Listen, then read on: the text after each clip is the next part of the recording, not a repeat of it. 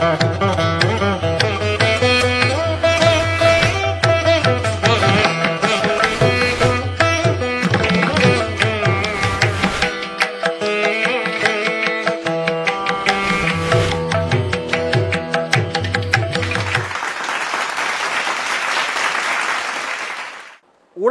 வாழ்ந்து கொண்டிருக்கும் ஜீ தமிழ் நியூஸ் தொலைக்காட்சியினுடைய கோடிக்கணக்கான ரசிக பெருமக்களுக்கும் சென்னை கிருஷ்ணசாமி மகளிர் கல்லூரி மாணவிகள் உள்ளிட்ட இந்த அவைக்கும் எங்களது தீபாவளி திருநாள் நல்வாழ்த்துக்களையும் வணக்கத்தையும் எங்கள் பட்டிமன்ற குழுவினரின் சார்பாக தெரிவித்துக் கொள்கிறோம். இன்னைக்கு அருமையான தலைப்பு. பண்டிகையில் பெரிதும் போற்றப்பட வேண்டியது பழமையா அல்லது புதுமையா அப்படின்னு ஒரு சிறப்பான தலைப்பை இன்னைக்கு கொடுத்திருக்காங்க. தீபாவளி திருநாள் நரகாசுரனை அழித்த நாள தென்னிந்தியால தீபாவளியா நம்ம கொண்டாடுறோம். ராமரும் சீதையும் அயோத்திக்கு வந்த நாள தீபாவளியா வட இந்தியால கொண்டாடுறாங்க. அசோகர் புத்த மதத்துக்கு மாறின அந்த நாள அசோக விஜயதசமின்னு கொண்டாடுறாங்க. அதுவும் இந்த தீபாவளி திருநாள்ல தான் வருது. அதே மாதிரி மகாவீரர் சிறையிலிருந்து விடுதலையான நாள் அதுவும் இந்த தீபாவளி திருநாள்ல தான் வருது. அது சமணர்களுக்கு தீபாவளி. அதே மாதிரி பார்த்தீங்கன்னாக்கா புத்தர் மதத்துக்கு தழுவின அசோகர் அது புத்தர்களுடைய தீபாவளி. அப்படி எல்லா மதத்தினருக்கும் இருக்கக்கூடிய ஒன்றாக இருப்பது இந்த தீபாவளியினுடைய சிறப்பு. இந்த தீபாவளி ரொம்ப ஒரு பழமையான பண்டிகை இல்லையா? இன்னைக்கு நாம அதை எப்படி கொண்டாடிக்கிட்டு இருக்கோம்? காலம் முந்தைய மாதிரி இல்லை, இப்போ மாறி போச்சு. முந்திலாம் பஸ்ஸில் போனீங்கன்னா எல்லாரும் சில்லறை எடுத்து வச்சுக்குங்க அப்படிம்பாரு கண்டக்டர். இப்போ என்ன சொல்றாரு? எல்லாரும் ஜிபேயை ஓப்பன் பண்ணி வச்சுக்கோங்க அப்படின்னு அவர் சொல்றாரு. உண்டா இல்லையா? காலம் மாறிட்டு. உப்பு மாலை உப்பு கொஞ்சம் அதிகமாக போட்டுட்டேன் என்ன பண்றது அப்படின்னு சாட் ஜிபிடியில் கேட்டுட்டு இருக்காங்க இன்னைக்கு எல்லாரும், தெரியுங்களா? அந்த மாதிரி காலத்துல இன்னைக்கு நாம இருந்துகிட்டு இருக்கோம் இல்லையா? தீபாவளி அன்னைக்கு தான் புருஷனுக்கு மனைவி என்ன தேய்ச்சி விடுவாங்க அப்படின்னு ஒரு பழக்கம் இருந்தது, தெரியுமா உங்களுக்கு? அடுத்த தலைமுறைக்கு தெரியுமானே தெரியல. அப்படி மனைவி கணவனுக்கு என்ன தேய்ச்சி விட்டு கடைசி தலைமுறை யாரு அப்படின்னா நாம தான். இப்ப இருக்கிற தலைமுறை தீபாவளி அன்னைக்கு குளிச்சாலே அது பெரிய பெருமை தான், போவியா நீ அப்படிங்கிற மாதிரி மாறி போச்சு இன்னைக்கு, தெரியுங்களா? யோசிச்சு பாருங்க. அதாவது தீபாவளினாலே பலகாரம் செய்வாங்க நம்ம வீட்டில்.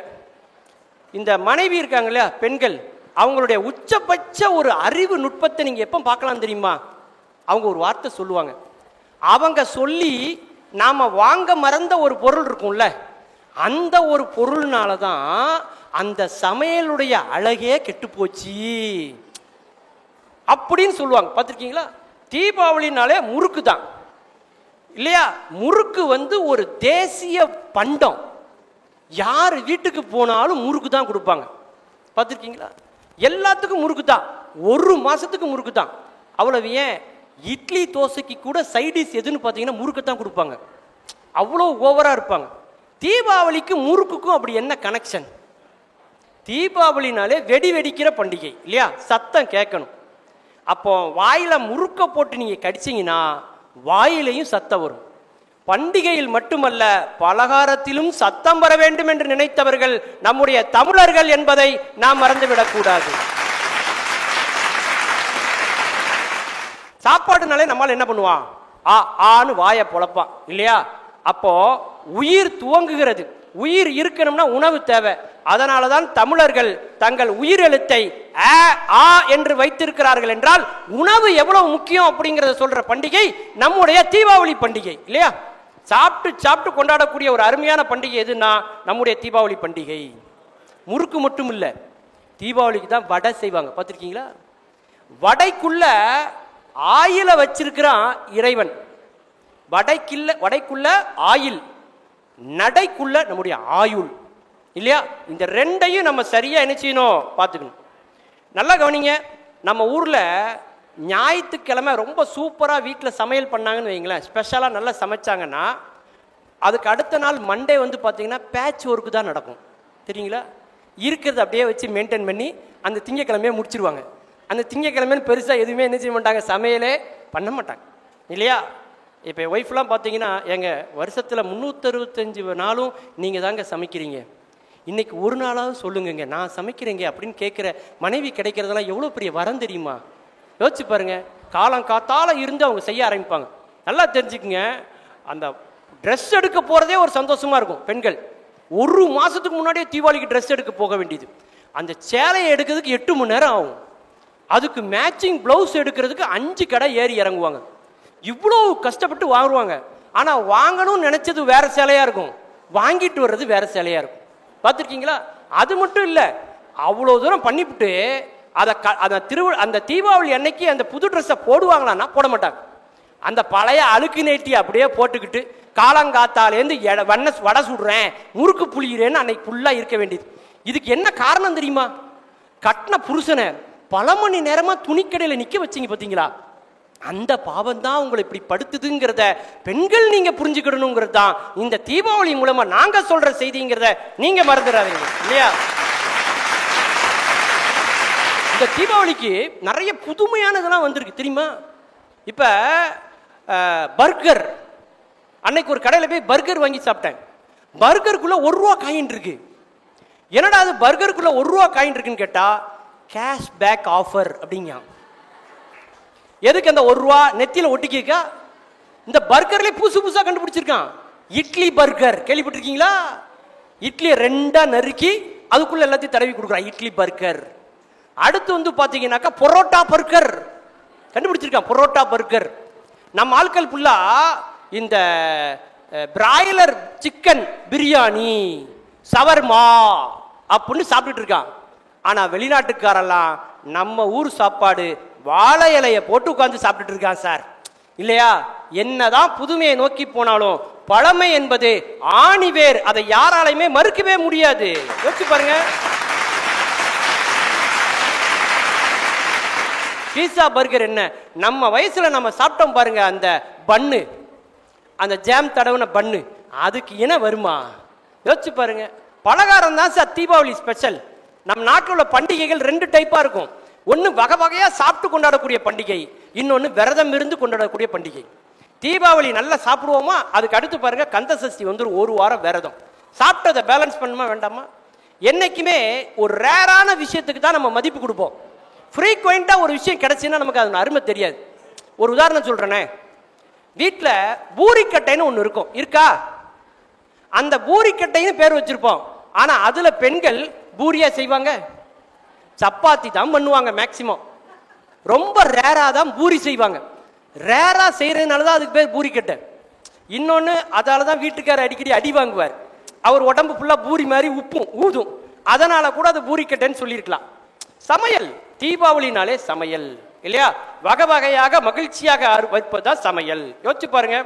அதாவது வாழை இலை போட்டு சாப்பிடுவோம் சார், தமிழ் பண்பாடு. ஏன் வாழை இலை? வாழ்க்கை பசுமையாக இருக்கும் என்பதை சொல்வதற்காகத்தான் வாழை இலை. அதுல எதுக்கு நெய் வச்சிருக்காங்க? நெய்ங்கிறது எதை பாயாசம் வைப்பாங்க, பாயாசத்திலிருந்து பிறந்த ராமரையும் தயிர் பச்சடி வைப்பாங்க, அதுக்கு நேர் மேல தயிர், இல்லையா? அந்த தயிர் வெண்ணெய் உணவாக இருக்கக்கூடிய, அதை விரும்பி தின்னக்கூடிய கிருஷ்ணரையும் நம்ம நினைக்கணும், இல்லையா? அது மட்டும் இல்ல, எல்லா காயும் நறுக்கி போடுவாங்க, அது தான் என்ற எண்ணம். அதை நறுக்கி குழம்புல போடணும், குழம்பிக்கிட்டே இருக்கும் நம்ம, இல்லையா? தான் என்ற எண்ணம் போச்சுன்னா குழம்பு தெளியும், தெளிஞ்சா ரசமா மாறும். வாழ்க்கை ரசமாக வேண்டும். அதுக்கு அடுத்து கடைசியா பாருங்க மோர், லாஸ்ட். ஏன்னா பாலிலிருந்து என்ன வருது, அடுத்து தயிர், தயிரிலிருந்து வெண்ணெய், வெண்ணெயிலிருந்து நெய், நெய்க்கு அப்புறம் மோர், இல்லையா? இதுக்கு அடுத்து எதுவுமே இல்லை, அதுக்கு பிறவியே இல்லை. மோர், நோ மோர் அப்படிங்கிறதுனால தான் மோர் வச்சிருக்காங்க. இதை நான் சொல்லலைங்க, காஞ்சி மகா பெரியவர் சொன்ன செய்தி என்று சொன்னால் நம்முடைய பாரம்பரியம் எப்பேற்பட்ட பாரம்பரியம் என்பதை நீங்க நினைச்சு பாருங்க. கைத்தறிங்க சார், இல்லையா? நல்லா தெரிஞ்சுக்குங்க. உண்ணும் உணவை விட ஊட்டும் உணவிலே கொஞ்சம் கலோரி அதிகம் என்று தெரிந்தவர்கள் நம்முடைய தமிழ் என்பதை மறந்துவிடக்கூடாது, தமிழ் சமூகம் என்பதை நீங்கள் மறந்துவிடக்கூடாது.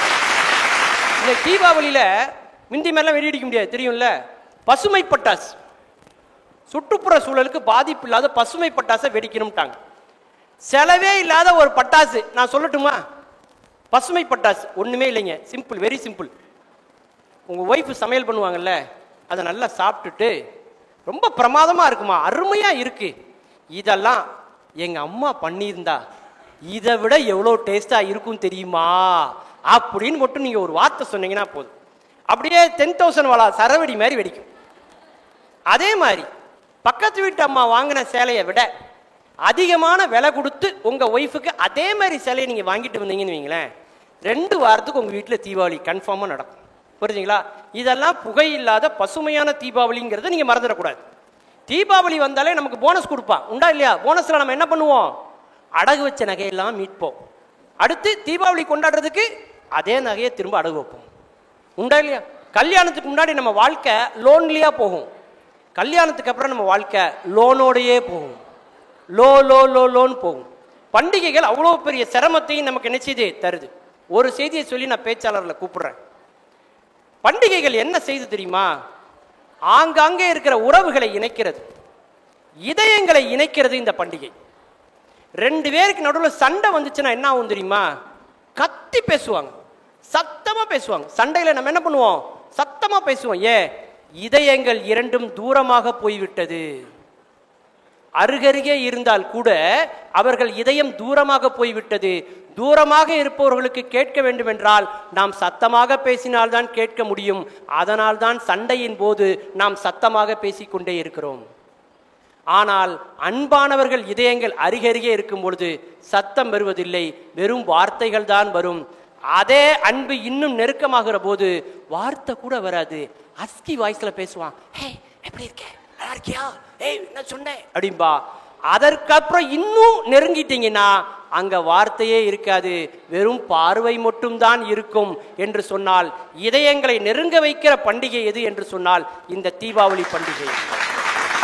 எப்போதுமே குறை சொல்றவன் ஊர்ல இருந்துட்டு தான் இருப்பான். குறை சொல்றவன் வாயை நீங்க சிமெண்ட வச்சு பூசினாலும் அந்த சிமெண்ட் சரியில்லைன்னு குறை சொல்லுவான், புரியுதுங்களா? ஆனா அதெல்லாம் மறந்துகிட்டு பண்டிகைகள்ல நாம பெரிதும் போற்ற வேண்டியது எது? பழமையா புதுமையா என்ற ஒரு அருமையான தலைப்புல இன்னைக்கு பட்டிமன்றம் தொடர இருக்கிறது. முதலாவதாக பண்டிகைகளில் பெரிதும் போற்ற வேண்டியது பழமையே என்ற அணியின் சார்பாக பேச வருகிறார் திருமதி டாக்டர் விஜயலட்சுமி மாசிலாமணி அவர்களை உங்களது கைத்தட்டல் கிடையே அழைக்கிறேன். வாங்க.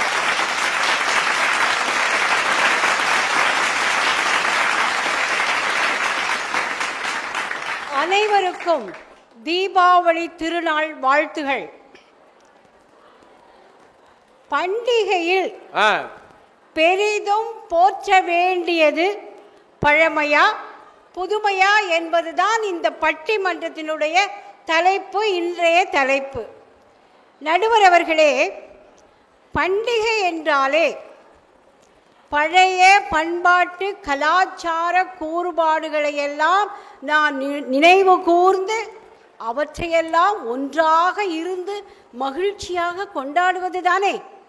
உன்னை கண்டே நானாட, என்னை கண்டே நீயாட, உல்லாசம் பொங்கும் இன்ப தீபாவளி, ஊரெங்கும் மகிழ்ந்து ஒன்றாக கலந்து உறவாடும் நேரமடா, உறவாடும் நேரமடா என்று ஒருவரை ஒருவர் பார்த்து மகிழ்ந்து உறவுகளோடு ஒன்றாக கலந்து அருமையாக கொண்டாடப்படுவதுதான் எந்த பண்டிகையாக இருந்தாலும் சிறப்பான ஒன்று ஆகும்.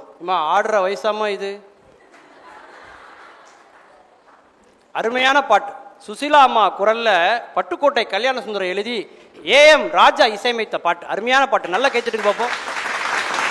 தீபாவளினாலே கிளாசிக் சாங் தான். தீபாவளி என்றாலே சந்தோஷம்தான், அதுவும் பழமையில் தான் மிகுதியாக இருக்கின்றது. மற்ற எதை பற்றி நீங்கள் பேசாதீங்க. இப்போ நீங்கள் கேட்டிருக்க தலைப்பு என்னவென்றால் பண்டிகையில் பெரிதும் போற்றப்படுவது பழமையா புதுமையா என்பது. ஒரு பண்டிகை அல்ல, எல்லா பண்டிகைகளையும் மொத்தமாகத்தான் நீங்கள் கேட்டிருக்கின்றீர்கள். இங்கே பாருங்க, தீபாவளி திருநாள் அன்று அதிகாலையில் எழுந்து தலைக்கு எண்ணெய் தேய்த்து குளித்து புத்தாடை உடுத்தி பலகாரம் சாப்பிட்டு அம்மாவும் சுடுகின்ற ஆமை வடை என்று சொல்லுவார்களே, ஆமை வடை, அதை சாப்பிட்டு பாட்டி சுடுகின்ற அதிரசத்தையும் சாப்பிட்டு தாத்தா ஐயோ மைசூர் பாக்கை கடித்து பல் செட்டு விழுந்துருச்சுடா என்று சொல்லுவதையெல்லாம் கேட்டு நகைச்சுவையாக நாம் சிரித்து மகிழ்வதில் உள்ள ரசனை தானே தீபாவளி. இது பழமையில் தானே இருக்கின்றது. இன்று யாராவது ஒரு தாத்தா தீபாவளி அன்னைக்கு இப்படி ஒரு ஜோக் அடிப்பாருன்னு நீங்கள் நினைக்கிறீங்களா?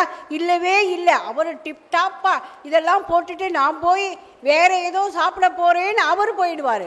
ஆனால் பழமையில்தான் இந்த அதிசயமான அதிசயங்கள் நகைச்சுவைகள் எல்லாம் நடக்கும். இதையெல்லாம் விட்டுவிட்டு இன்று பண்டிகைகள் என்றால் நம்ம என்ன செய்கிறோம்?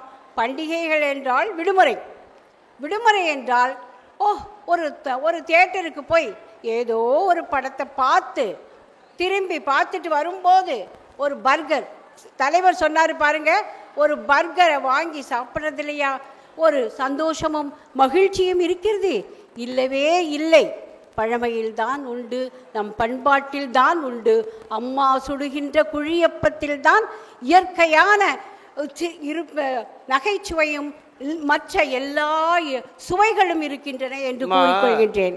இப்ப யாரும் சினிமா தியேட்டருக்குலாம் அவ்வளோ போறதே கிடையாது, தெரியுங்களா உங்களுக்கு? சினிமா துறையே நலிவடைஞ்சிட்டு இருக்கு.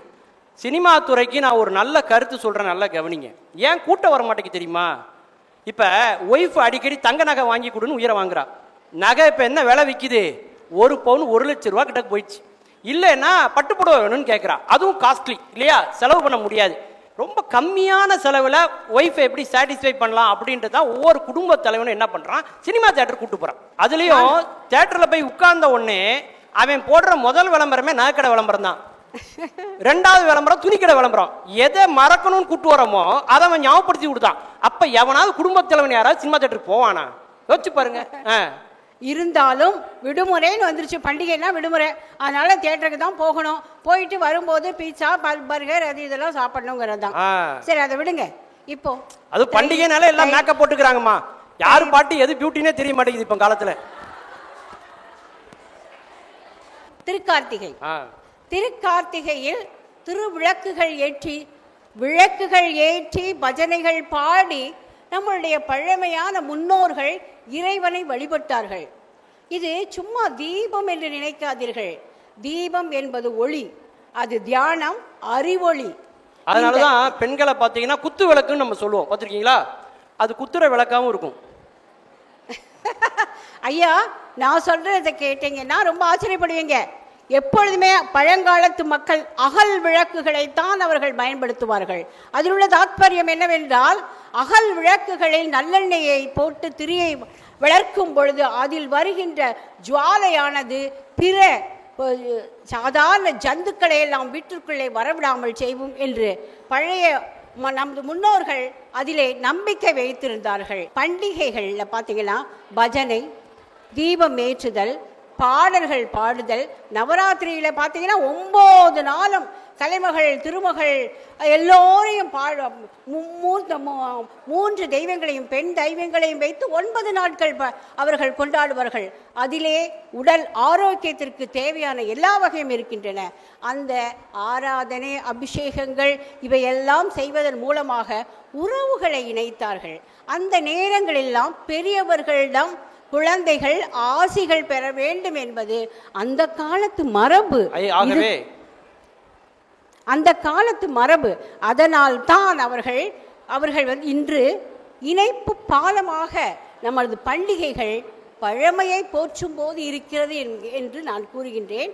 அதே சமயம் சமுதாயத்திலே நல்ல பழக்க வழங்க, பண்டை கலாச்சாரம், ஒழுக்கம், அறநெறி, மனித நேயம், மனிதாபிமானம் இவையெல்லாம் வளர வேண்டுமானால் நாம் பண்டிகைகளில் முன்னோர்கள் சொல்லிய பழமை கோட்பாடுகளை நாம் பின்பற்ற வேண்டும். அப்பொழுதுதான் சமுதாயம் உருப்படும் என்று நான் கூறிக்கொள்கின்றேன்.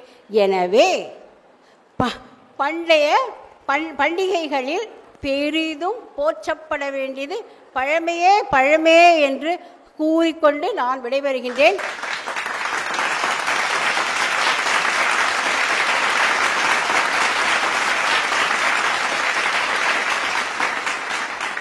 உண்மையிலேயே பழமையை பற்றி பேசினாங்க. இன்னைக்கு புதுமையில் முகத்தில் பிளாஸ்டிக் சர்ஜரி பண்ணுறாங்க இல்லையா? அந்த காலத்தில் முகத்தையே மாற்றி ஒரு சர்ஜரி பண்ணவர் விநாயக பெருமான் இல்லையா? அந்த காலத்திலே பழமையிலே புதுமையை பண்ணவர் அவர். தீபாவளி திருநாள் நண்பர்களே, இந்த தீபாவளி திருநாள் அன்று உங்கள் காசை தயவு செய்து கரியாக்குங்கள். அப்பொழுதுதான் சிவகாசியிலே நம்முடைய சகோதரர்கள் அந்த கரியை காசாக மாற்ற முடியும்.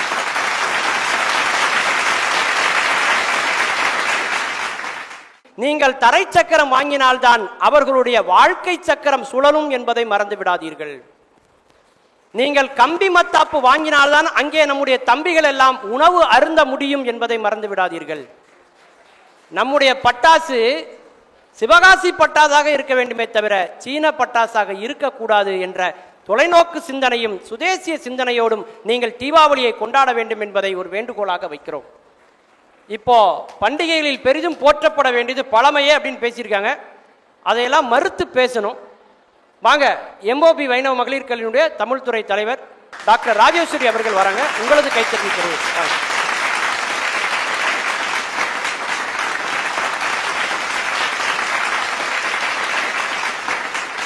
பண்டிகைகளில் பெரிதும் போற்ற வேண்டியது பழமையா புதுமையா என்ற தலைப்பிலான இப்பட்டிமன்றத்திற்கு புதுமையே என்ற தீர்ப்பை ஏற்கனவே எழுதி வைத்துவிட்டு இங்கு அமர்ந்திருக்கும் நடுவர் அவர்களே, எழுதிதானே ஆகணும்.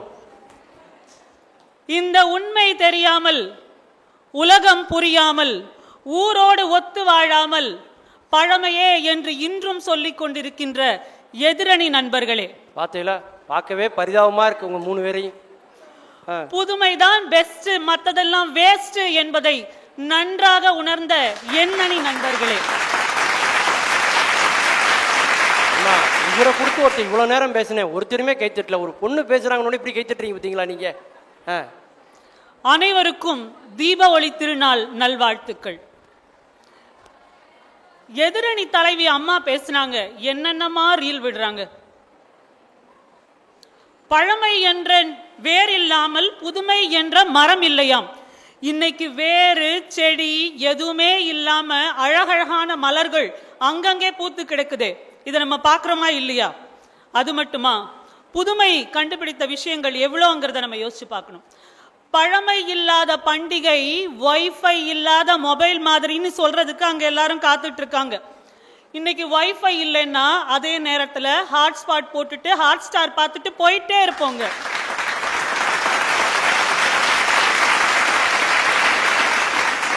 பண்டிகை காலத்துல பழமையை ஃபாலோ பண்ணா நம்ம நிலைமை என்ன ஆகிறது?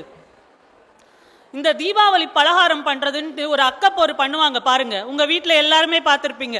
அதனாலதான் அந்த பக்கம் நம்ம போறதே இல்லை. எதுக்கு ரிஸ்க்? எங்க வீட்லயும் நான் பார்த்திருக்கேம்மா. நமக்கும் ரிஸ்க், அடுத்தவங்களுக்கும் ரிஸ்க். அந்த பக்கம் போயிடவே போயிடாதீங்க. ஜென்சி கிட்ஸுகளே, இது உங்களுக்காகத்தான். யாரு போறா? அந்த காலத்துல எல்லாம் என் ஒய்ஃப் எங்க அம்மா எல்லாம் கிச்சன்ல உள்ள பள்ளிக்கு பயந்தாங்க. இப்ப என் பொண்ணு கிச்சனுக்கே பயப்படுறா. நோ டாடி நோ, நாங்களாம் வரவே மாட்டேன் அப்படிங்க. ஒரு வாரமா பிளான் பண்ணுவாங்க, அதை 3 நாளா அமல்படுத்துவாங்க.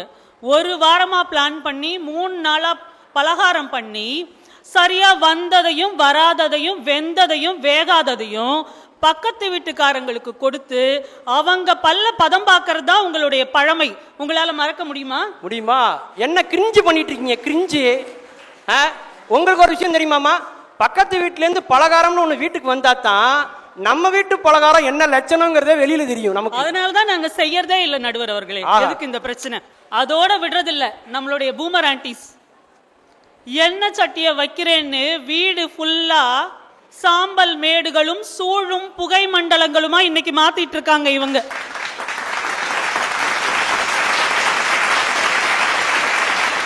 ஆனா எங்க புதுமையை பாருங்களேன், இருந்த இடத்திலேயே அலுங்காம குலுங்காம ஆர்டர் பண்ணோமா ஹாயா சாப்பிட்டோமான்னு இருப்போம். அது மட்டும் இல்லைங்க, இட்லியிலிருந்து காஜு கட்லி வரைக்கும் எங்களுக்கு இருந்த இடத்துலயே வருது. அப்புறம் எதுக்குங்க நாங்க கஷ்டப்படணும்? யோசிச்சு பாருங்க. இந்த மாதிரியான நிறைய பிரச்சனைகளை உருவாக்குறதே இந்த பழமைவாதிகள் தான். அவங்க பேச்சை மட்டும் நம்ம கேட்டவே கூடாது. இன்னைக்கு இருக்கிற நவயுக வாசுகிகள் சமையல் பண்றது புருஷனுக்கு போடுறதுக்கு இல்ல, ஃபேஸ்புக்கில் போடுறதுக்கு. தெரியுங்களா? பண்டிகை நாள்ல சோறு பண்றோமோ இல்லையோ நம்ம போட்டோஸ கண்டிப்பா ஷேர் பண்றோம்.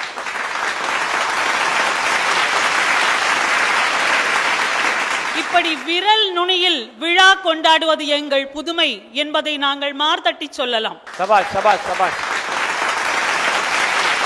புதுமையில வேற என்னதாங்க இல்ல? செல்போனை பத்தி எல்லாரும் குறை சொல்றோம். யார் இன்னைக்கு செல்போன் இல்லாம இருக்கும்? ஒரு நிமிஷம் செல்போன் இல்லாம இங்க இருக்கக்கூடிய ஒருவராலையும் இருக்க முடியாது. மாணவிகளுக்கு வேற வழி இல்லை இல்லையா? வேற யாராவது இன்னைக்கு செல்போன் பார்க்காம இருக்க முடியுதா? இன்னைக்கு பல் இல்லாம கூட இருக்க முடியும், செல் இல்லாம இருக்க முடியுமா மாணவிகளே? இன்னைக்கு 11வது விரலா நம்முடைய செல்போன்கள் மாறிக்கொண்டிருக்கின்றன. நம்ம பிள்ளைங்க சொல் பேச்சு கேட்கிறாங்களோ இல்லையோ கண்டிப்பா செல் பேச்சு கேட்கிறாங்கிறது இங்க இருக்கக்கூடிய ஒவ்வொருவருக்கும் நன்றாக தெரியும். காலத்துக்கேற்ப ட்ரெண்டிங்கா வாழணும்.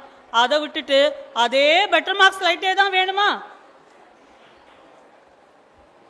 இன்னைக்கு லைஃபுக்காக வாழறதெல்லாம் பழமைங்க, லைக்குக்காக வாழறதுதான் புதுமை என்பதை இங்க இருக்கக்கூடியவர்கள் புரிந்து கொள்ள வேண்டிய காலம் வெகு விரைவில் வந்துவிடும். நல்லா தெரிஞ்சுக்குங்க.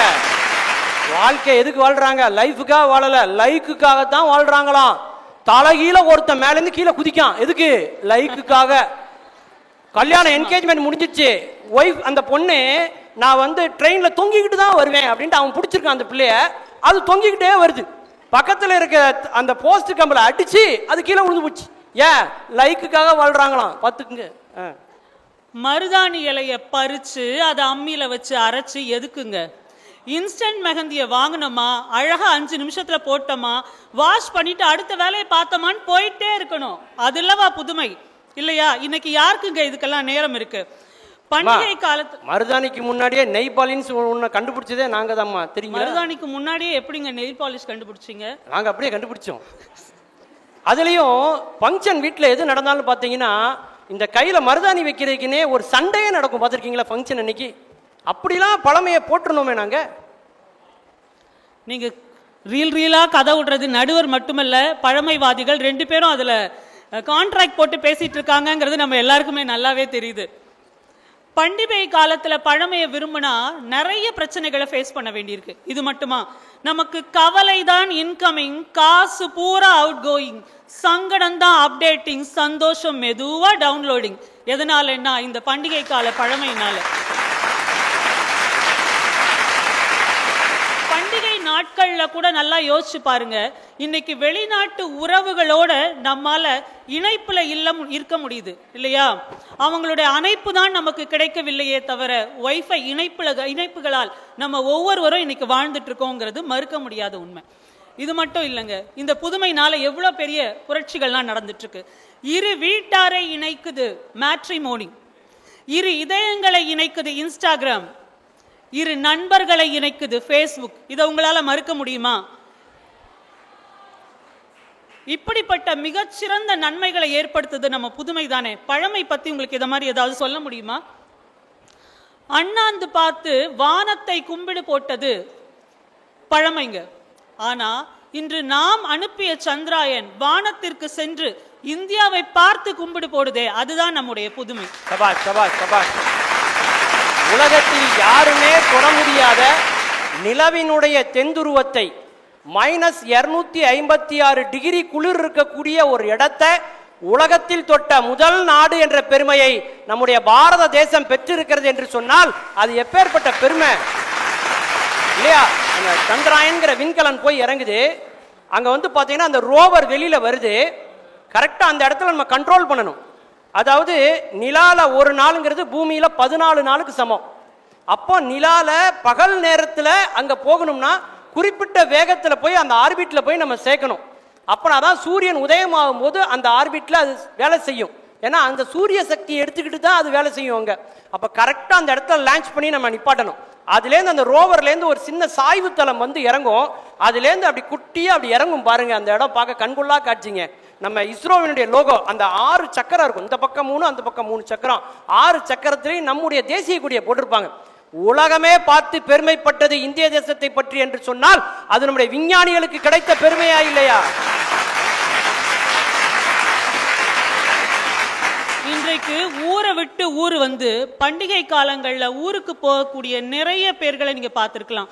அவங்களுடைய ஒரே மகிழ்ச்சி என்னன்னு யோசிச்சு பாருங்க. புதுமை கொடுக்கக்கூடிய அந்த மகிழ்ச்சி என்னன்னா, ஜன்னலோர சீட்டு, ப்ளூடூத்ல இளையராஜா பாட்டு,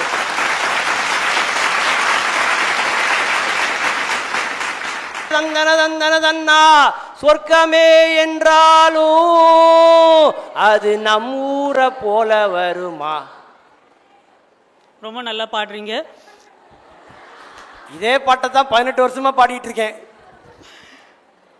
எல்லாத்துக்குமே பழமை பழமைன்னு பேசிட்டு இருக்காங்க நம்மளுடைய எதிரணிங்க. ஒரு விஷயத்தை அவங்க யோசிச்சு பார்க்கணும். எதுக்கு எடுத்தாலும் நம்ம பூமர் ஆன்டிஸ்லாம் பேசுவாங்க. அப்பெல்லாம் நாங்க நடந்தே பள்ளிக்கூடம் போனோம். எவ்வளவு தூரம் நாங்க நடந்திருக்கோம் தெரியுமா, ஒரு டிகிரி வாங்கறதுக்குன்னு சொல்லுவாங்க. எதுக்குங்க, எங்களுக்கு கவர்மெண்டே ஃப்ரீயா பஸ் விட்டுருக்கு, நாங்க எதுக்கு நடந்து போனோம்? யோசிச்சு பார்த்திருக்கீங்களா? அது மட்டும் இல்ல, இன்னொரு முக்கியமான பாயிண்ட், தெரு விளக்கின் கீழே உட்காந்து நாங்கெல்லாம் படிச்சிருக்கோம். உங்களுக்கு எவ்வளவு ஃபெசிலிட்டிஸ் இருக்கு, அப்புறம் எதுக்குங்க நீங்க இப்படி படிக்கிறீங்க, ஏன் இப்படி கஷ்டப்படுறீங்க, படிக்கிறதுல ஆர்வமே இல்லையே அப்படின்னு எத்தனையோ பேர் பேசி நம்ம கேட்கிறோம். தெருவிளக்குல எதுக்கு உட்கார்ந்து படிச்சாங்க? பகல் புறா எங்கெங்க போனாங்க இவங்க? என்னைக்காவது கேட்டிருக்கீங்களா? இனிமேல் நீங்க கேட்கணும். அது பெண்கள் மட்டும்தான் பழமையை போற்றணுமான்னு எனக்கு ஒரு பெரிய சந்தேகமே வருது. மாமனார் மாமியாரை மதிக்கணும், குடும்பத்தை பார்க்கணும், குழந்தைங்களை பார்த்துக்கணும். ஏங்க, எனக்கு ஒரு மிகப்பெரிய சந்தேகம் இருக்கு. நீங்க உண்மையிலேயே குடும்பம் நடத்த பெண் தேடுறீங்களா, இல்ல 100 நாள் வேலைக்கு ஆள் தேடுறீங்களா? ஆமா, அப்படியே நீங்க 100 நாள் வேலை செஞ்சு தான் பாருங்களேன். நாய் நம்மை பாதுகாத்தால் அது பழமை. நாயை நம்ம பாதுகாக்கிறோம் பாருங்க, அதுதான் இன்னைக்கு புதுமை. மஞ்ச பைய தூக்கிட்டு மாங்குன்னு நடந்தா அது பழமை. யூஸ் அண்ட் த்ரோ பேக் எடுத்துட்டு ஒய்யாரமா போனா அது புதுமை. உதவிக்கு சைக்கிள் ஓட்டினா பழமை, உடம்பை குறைக்க சைக்கிள் ஓட்டினா அது புதுமை. கிழிஞ்ச துணியை தச்சு போட்டா அது பழமை, தச்ச துணியை கிழிச்சு போடுவோம், அதுதான் எங்களுடைய புதுமை. எத்தனை பேர் அப்படி போடுறாங்க பாத்தீங்களா? வண்ண நிலவேன்னு சொல்றது பழமை, வாட்டர் பாக்கெட் மூஞ்சின்னு சொல்றது புதுமை. பொட்டு வைத்த வட்ட நிலா பழமை, பொட்டல முட்டாயி புதுமை. இன்னைக்கு திருடர்களுக்கே வேலை இல்லாம நைட்டு ஃபுல்லா நாங்க மொபைல் நோண்டுறோம். இதனால எவ்வளவு நன்மை உங்களுக்கு வந்திருக்கு யோசிச்சு பாருங்க. ராத்திரியானா பேய் வருங்கிற பயமே இன்னைக்கு போச்சே. எங்க புதுமை பத்தி உங்களுக்கு பார்க்கத்தான் புரியும், போகத்தான் தெரியும். புதுமையோடு கொண்டாடப்படுகிற பண்டிகை கால வாசம், உறவினர்களோடு பாசம், உறவினர்களோடு பாசம், இணையரோடு நேசம், இதுதாங்க உண்மையிலே ஆசம் என்று சொல்லி வாய்ப்பளித்த அனைத்து உள்ளங்களுக்கும் நன்றி பாராட்டி விடைபெறுகிறேன். நன்றி, வணக்கம். இவங்க பேசினது ஒரு விஷயம் தெரியுது. பெண்கள்லாம் இன்னைக்கு அடுப்புல சமைக்கிறாங்களோ இல்லையோ, கடுப்புல சமைக்கிறாங்க நல்லா தெரியும். ஒரு காலத்துல சமையல் அறையில அந்த புகை கூண்டுன்னு ஒண்ணு இருக்கும், பார்த்திருக்கீங்களா? அந்த புகை அப்படியே அப்பி போயிருக்கும். பெண்கள் முழுக்க முழுக்க அந்த சமையல் அறைக்குள்ளேயே இருப்பாங்க. ஒரு இருமல் சத்தம் கேட்டுக்கிட்டே இருக்கும். அதிலேருந்து இன்னைக்கு மீண்டு வந்திருக்கு சமையலறை என்றால் அது புதுமை அப்படின்னு சொல்லியிருக்காங்க. இப்ப அப்படியா, உன் சமையலறையில் நான் உப்பா சர்க்கரையா. மிந்திலா பொண்ணு மட்டும்தான் சமைச்சிட்டு இருப்பா, இப்ப ஆணும் என்ன செய்யறான், சமைக்கிறான். அது புதுமை இல்லையா? ஞாயிறு மதியம் சமையல் உனது விரும்பி நீ சமைத்திடுவாய், வேடிக்கை பாரென என்னை அமர்த்தி துணிகளும் துவைத்திடுவாய். ஊருக்குள் அனைவரும் உன்னை கண்டு நடுங்க, வீட்டில் நீ ஒரு குழந்தையா சிறுங்க, மகிழ்ச்சியும். என்ன அருமையான பாட்டுங்க. இன்னைக்கு காலம் மாறி இருக்கா இல்லையா? அது புதுமை செய்த விஷயமா இல்லையா? சமையல் அறைங்கிறது பசி பிணி போக்கிய ஒரு அட்சய பாத்திரம். கிச்சன் சமைக்கிறதுங்கிற ஒரு அடிமை கிடையாதுமா. சமையல் என்பது உயிர் ஆதாரமான ஒரு செயல். அந்த ராஜாங்கமே அந்த பெண் கையில தான் இருக்கும் தெரியுமா? கிச்சனுக்குள்ள யாரையும் உள்ள விட மாட்டாங்க. அம்மா போ, வெளில போ அப்படின்பா. ஏன்? குடும்பத்தினுடைய ஆரோக்கியம் பழமை என்று சொல்லக்கூடிய அந்த பெண்ணின் கையில் இருந்ததுங்கிறத மறந்துடக்கூடாது. வெளியில ஆர்டர் பண்ணி ஹோட்டல்ல வாங்கி சாப்பிடலாம் உணவை, ஆரோக்கியத்தை நீங்க வாங்க முடியுமா அப்படிங்கிறத இவங்களுடைய கேள்விங்கிறத நீங்க மறந்துடக்கூடாது இல்லையா? ஆகவே அன்னைக்கு இருந்த கிச்சன்ல எல்லாம் பாத்தீங்கன்னா பெண்கள் வந்து அந்த பாத்திரத்தை போட்டு உடைப்பாங்க, பார்த்திருக்கீங்களா? ஏன்னா அவங்க மன அழுத்தத்தை தீர்க்கிறது அந்த பாத்திரம் தான். அது மட்டும் இல்லைன்னா பல பெண்கள் போன தலைவர்கள் தற்கொலையே பண்ணியிருப்பாங்க, உண்டா இல்லையா? அப்படி பழமை அடிமைப்படுத்தியது ஒரு காலம். இப்போ எங்க தாத்தா காலத்துல எல்லாம் பார்த்தீங்கன்னா எங்க பாட்டி எப்படி தெரியுமா கூப்பிடுவாரு? ஏய். எங்க பாட்டிக்கு பேர் இருக்கு, ஆனாலும் எங்க பாட்டி பேரை சொல்லி கூட மாட்டார், ஏய் அப்படிம்பார். எங்க பாட்டி வந்து என்னங்கன்னு கேட்பாங்க. எங்க அப்பா காலத்துல கூட எனக்கு நினைவு தெரிஞ்சு எங்க அப்பா எங்க அம்மா எப்படி கூப்பிடுவாருன்னா ஏய் அப்படிம்பார். எங்க அம்மா கொஞ்சம் படிச்சவங்க, என்னங்கன்னு கேட்பாங்க. எனக்கும் அப்படி ஒரு ஆசை தான், என் ஒய்ஃபை ஏய் அப்படின்னு கூப்பிடணும்னு. நான் ஏய் அப்படின்னா அவ டேய் அப்படின்பா. அந்த அளவுக்கு இன்னைக்கு புதுமை மேல வந்திருக்கு அப்படின்னு பேசியிருக்காங்க. இதெல்லாம் மறுத்து பேசக்கூடியவர், மிக அற்புதமான ஒரு நல்ல மனிதர், பல சமூக சேவைகளை செய்து கொண்டிருக்கக்கூடியவர், என்னுடைய பட்டிமன்றத்தை தொடர்ந்து பயணித்துக் கொண்டிருக்கக்கூடிய நல்ல சிந்தனையாளர், பெரும் மதிப்பிற்குரிய கவிஞர் நெல்சன் அவர்களை உங்களது கைத்தட்டலோடு அழைக்கிறேன். வாங்க.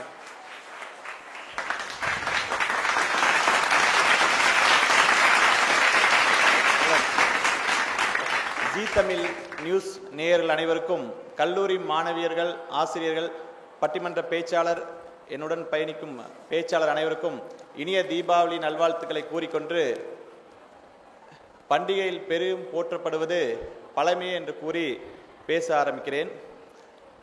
எதிரணியில் பேசினார்கள், பண்டிகை பற்றி பேசினதை விட டெக்னாலஜியை பற்றி பேசினாங்க.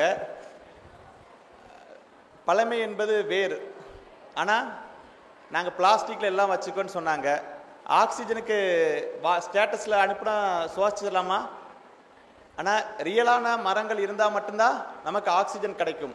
அதுமான ரியல் உறவு மூலிமா கொண்டாடப்படுறதா பண்டிகை. அந்த பண்டிகை பழங்கால முறையில் இருக்கிறனால தான் நமக்கான சந்தோஷங்கள்ங்கிறது நமக்கு இருக்கும். பண்டிகை என்றாலே உறவுகளின் சந்திப்பு, பண்டிகை என்பது மன மகிழ்ச்சி, பண்டிகை என்பது நம்முடைய பலகாரங்கள், இதெல்லாம் சேர்ந்ததான் பண்டிகை. பண்டிகையில் உறவினருடன் கொண்டாடும் பண்டிகையானது நம் சொந்த பந்தங்கள் அனைவரும் கூடி அந்த பண்டிகையை கொண்டாடுறோம். ஒரு 7 நாள் நம்ம அதுக்காக டைம் ஸ்பெண்ட் பண்ணுற பிளான் பண்ணுறோம். ஆனால் அந்த 7 நாள் பிளான் பண்ணுறதுனால நமக்குடைய சந்தோஷங்கிறது அதிகமாக இருக்குது. ஆனால் இன்றைய காலகட்டங்களில் ஸ்டேட்டஸுக்காக தான் பண்டிகையை கொண்டாடுறவங்களுடைய மனசோட சந்தோஷத்துக்காக கிடையாது. அக்கா, மச்சான், பெரியம்மா, பெரியப்பா எல்லாரையும் நம்ம அழைத்து நம்ம வீட்டில் வச்சு அவங்களுக்கான உணவு பதார்த்தங்கள் நம்ம செஞ்சு கொடுக்குறோம். சுகி சுமாட்டால ஆர்டர் பண்ணி கொடுக்கறது அது அவங்களோட விருப்பத்துக்கு தான் வருமே ஒழிய நம்ம உறவினர்களை கவனிக்க வேண்டிய பொறுப்பு நமக்கு. அப்ப நம்ம கையார அவங்களுக்கு என்ன வேணும் ஏது வேணுங்க செஞ்சு கொடுக்கறது அந்த பண்டிகையோட மிகப்பெரிய பொறுப்பா இருக்கு, பிளஸ் மகிழ்ச்சியாகவும் இருக்கு. தனி ஒரு மனிதனுக்கு உணவில்லை எனில் டெலிவரி பாக்ஸை பிரித்து அப்படியே சாப்பிடுவோம். நீங்க ஆர்டர் பண்ண ஐட்டத்தை அவன் அதுக்கு முன்னாடி சாப்பிட்டானா சாப்பிடலையான்னு கூட தெரியாது டெக்னாலஜியில், இல்லையா? யார் சாப்பாட்டை சாப்பிட்டோ மிச்சத்தை தான் நீங்க சாப்பிட்டு இருக்கீங்கிறார் அவர். இன்னைக்கு பண்டிகை என்றாலே ஒரே திட்டமிடல் என்ன, குடும்பமா நாம் கூடி கொண்டாடுவோம்ங்கிறத விட தம்பி ஒரு பிளான் பண்ணிருப்பாரு ஃப்ரெண்ட்ஸோட வெளியே போட, அப்பா ஒரு பிளான் பண்ணிருப்பாரு ஆபீஸ்ல ஸ்டாஃப்ஸ் கூட வெளியே போக, அம்மா ஒரு பிளான் பண்ணிருப்பாங்க எப்படியாவது எல்லாரையும் கூட்டிட்டு கோயிலுக்கு போயிடலான்னு. ஒரு குடும்பத்துல 4 திட்டங்களோட பண்டிகையை எதிர்கொள்வாங்க. அந்த பண்டிகை முடியறதுக்குள்ள குடும்பத்துல ஒரு குழப்பத்தோட தான் அந்த பண்டிகை முடியும் இன்றைய காலகட்டங்கள்ல. ஆனால் வெளியில பார்த்துட்டா நம்ம ஸ்டேட்டஸ், நம்ம வீட்டுக்கு முன்னாடி எவ்வளவு பட்டாசு வெடிச்சிருக்கோம், அந்த மாதிரி தான் இன்றைய கால பண்டிகை போயிட்டு இருக்கு. அதே அந்த கால பண்டிகையில ஒன்றாக கூடி ஒரு கோயிலுக்கு போயிட்டதாகட்டும், ஒரு வீட்டில் உள்ள நிகழ்ச்சிகள் செய்யறதாகட்டும், எல்லாம் செய்து முடித்ததோடு உணவு அவங்க மனதார சாப்பிட்றார்கள். குடும்பம் மட்டும் சாப்பிட்றது இல்லாம ஒரு மாவு கோலம் போடுறாங்க, அதனால ஊர்வனங்களுக்கும் அவங்க உணவளிக்கிறாங்க. கேஸ் பார்த்தா அந்த மாதிரி பாரம்பரிய பண்பாடோட பண்டிகைகள் கொண்டாடப்பட்டு வருது. அதாவது நான் எப்போதுமே தீபாவளிக்கு எங்க துணி எடுப்பேன்னா பெரிய கடைகளில் போய் எடுக்க மாட்டேன், சாதாரண சாலை ஓர கடைகளில் போய் தான் நான் துணி எடுப்பேன். அதுதான் அவங்களுக்கு தீபாவளியா அமையும் அப்படிங்கிறதுனால சாலை ஓர கடையில் தான் நான் துணி எடுப்பேன். அப்போ எனக்கு தெரிஞ்ச ஒரு நண்பர் சொன்னாரு, உங்களுடைய சைஸ் பேண்ட்டை விட 1 அடி ஜாஸ்தியா இருக்கு பேண்ட், ஆனா உங்க வீட்டில் எல்லாருக்கும் டெய்லரிங் தெரியும் இல்லையா, நீங்க வாங்கி போட்டுக்கோங்க அப்படின்னாரு. சரின்னு அவருக்கு ஒரு உதவி செய்வோமே, என் உயரத்தை விட 1 அடி ஜாஸ்தியா இருக்கிற பேண்ட்டை நான் வாங்கிட்டு போனேன். எங்க வீட்டில் எல்லாருக்குமே டெய்லரிங் தெரியும்.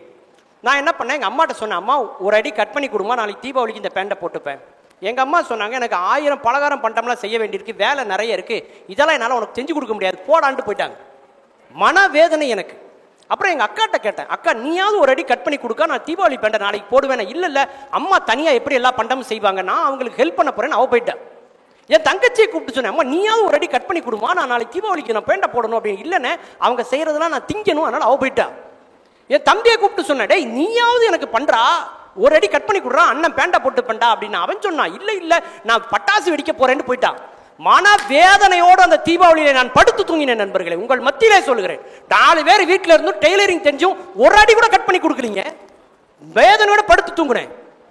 நைட்டு ஒரு 12 மணி இருக்கும்.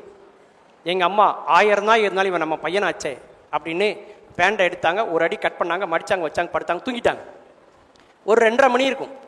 எங்கள் அக்காவுக்கு முழிப்பு வந்தது. அவள் அந்த பேண்டை எடுத்தா, 1000 தான் இருந்தாலும் உனக்கு தம்பி ஆச்சு அப்படின்னு அவள் ஒரு அடி கட் பண்ணா, மடிச்சா, வச்சா, படுத்தா, தூங்கிட்டா.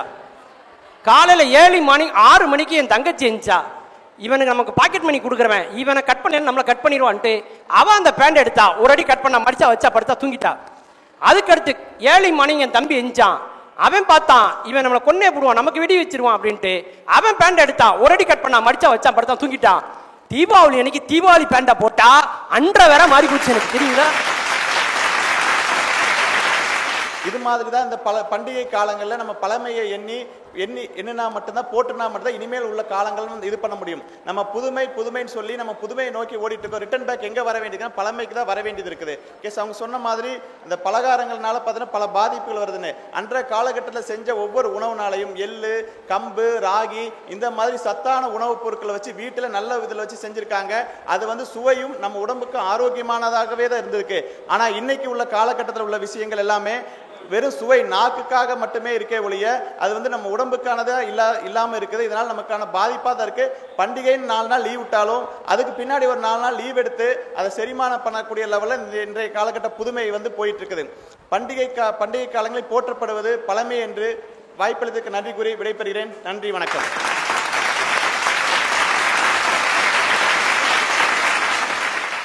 அம்மிக்கல்லும் ஆட்டு உரலும் மட்டுமே இருந்த காலத்தில் பாக்கெட் மாவு இல்லை சார்.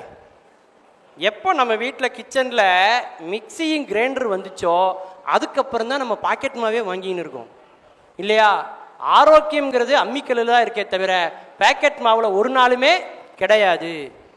சமையலறை பார்த்தீங்கன்னா புரளி முதல் புரட்சி வரை பேசிய இடம் அந்த இடம் இல்லையா?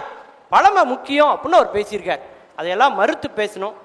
பண்டிகைகளில் பெரிதும் கொண்டாட வேண்டியது புதுமைதான் அப்படின்னு பேசுறதுக்காக மிகச்சிறந்த சிந்தனையாளர், கல்வியாளர், என் மதிப்பிற்குரிய திரு சாய்ராம் சுரேஷ் அவர்களை உங்களுக்கு கைத்தட்டுக்களை அழைக்கிறேன். வாங்க.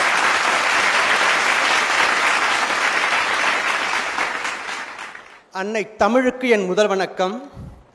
அவையமர்ந்த சான்றோர்க்கு என் வணக்கம். பாரதி விரும்பிய புதுமை பெண்கள் நிறைந்த இந்த அவைக்கும் புதுமை விரும்பிகள் அனைவருக்கும் தனது பெயரில் தனது ஊர் பெயரான நெல்லையை சுமந்து தாங்கியிருந்தாலும் தனது ஊரின் எல்லையை கடந்து, நாட்டின் எல்லையை கடந்து உலகமெங்கும் பட்டிமன்றம் மூலமாக தமிழ்மொழியை வளர்த்து கொண்டும் புதுப்பித்துக் கொண்டும் இருக்கக்கூடிய புதுமை பித்தன் நடுவரையா அவர்களே, இவ்வளோ நேரம் பேசுனீங்களே, யாராவது என்னை ஒரு வார்த்தை புகழ்ந்து பேசுனீங்களா? நீங்கள் எவ்வளோ நேரம் வேணால் பேசுங்க சார், மனசை தளரவே விடாதீங்க. என்னுடைய எல்லா பட்டிமன்றத்திலும் நீங்கள் இருப்பீங்க. உங்கள் அனைவருக்கும் எனது இனிய தீபாவளி நல்வாழ்த்துக்கள், எனது பணிவான வணக்கம். பண்டிகைகளில் பெரிதும் போற்றப்பட வேண்டியது பழமையா புதுமையா என்பது தலைப்பு. நடுவர் அவர்களே, பண்டிகைகளில் பெரிதும் போற்றப்பட வேண்டியது புதுமையே என்பதற்கு இந்த விழா மேடை ஒரு சாட்சி. எப்படி தெரியுமா? இந்தியாவில் பெண்களுக்கு 33% இடஒதுக்கீடு, அதாவது 3 1 பங்கு மட்டும்தான் இடஒதுக்கீடு. ஆனால் இந்த விழா மேடையில் 3 2 பங்கு இடஒதுக்கீடு தந்து புதுமையை புகுத்திருக்கிறார் அல்லவா? எனவே பெரிதும் போற்றப்பட வேண்டியது புதுமைதான் நடுவர் அவர்களே. முதல்ல பழமைன்னா என்ன, புதுமைன்னு தெரிஞ்சுக்கணுங்க. அது ரொம்ப முக்கியம். பழமை என்பது இறந்த காலம், புதுமை என்பது நிகழ்காலம். எல்லாரும் தவறா நினைச்சுக்க கூடாது. பழமையுடைய எதிர்ச்சொல் புதுமை கிடையாதுங்க. பழமையினுடைய பரிணாம வளர்ச்சி தான் புதுமை. பழமையுடைய அப்டேட்டட் வெர்ஷன் தாங்க புதுமை. நடுவர்களே, உங்ககிட்ட ஒரு சின்ன கேள்வி கேட்கலாமா? தாராளமா கேட்கலாம். நீங்க போட்டிருக்கிறது பழைய சட்டையா புது சட்டையா?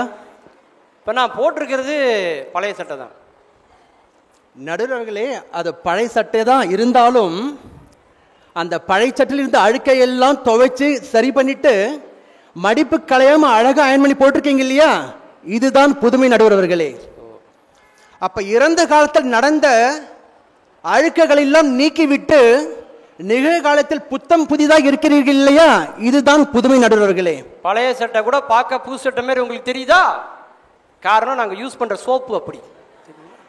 நடுவர்களே, சொல்லுங்க. புலிகேசி படத்துல வடிவேலு காமெடியில கேட்பாரு இல்லையா, அதாவது தட்டானுக்கு சட்டை போட்டால் குட்டை பையன் கட்டையால் அடிப்பான், அவன் யார் அப்படிங்கிற மாதிரி அவர் கேட்கிறார்.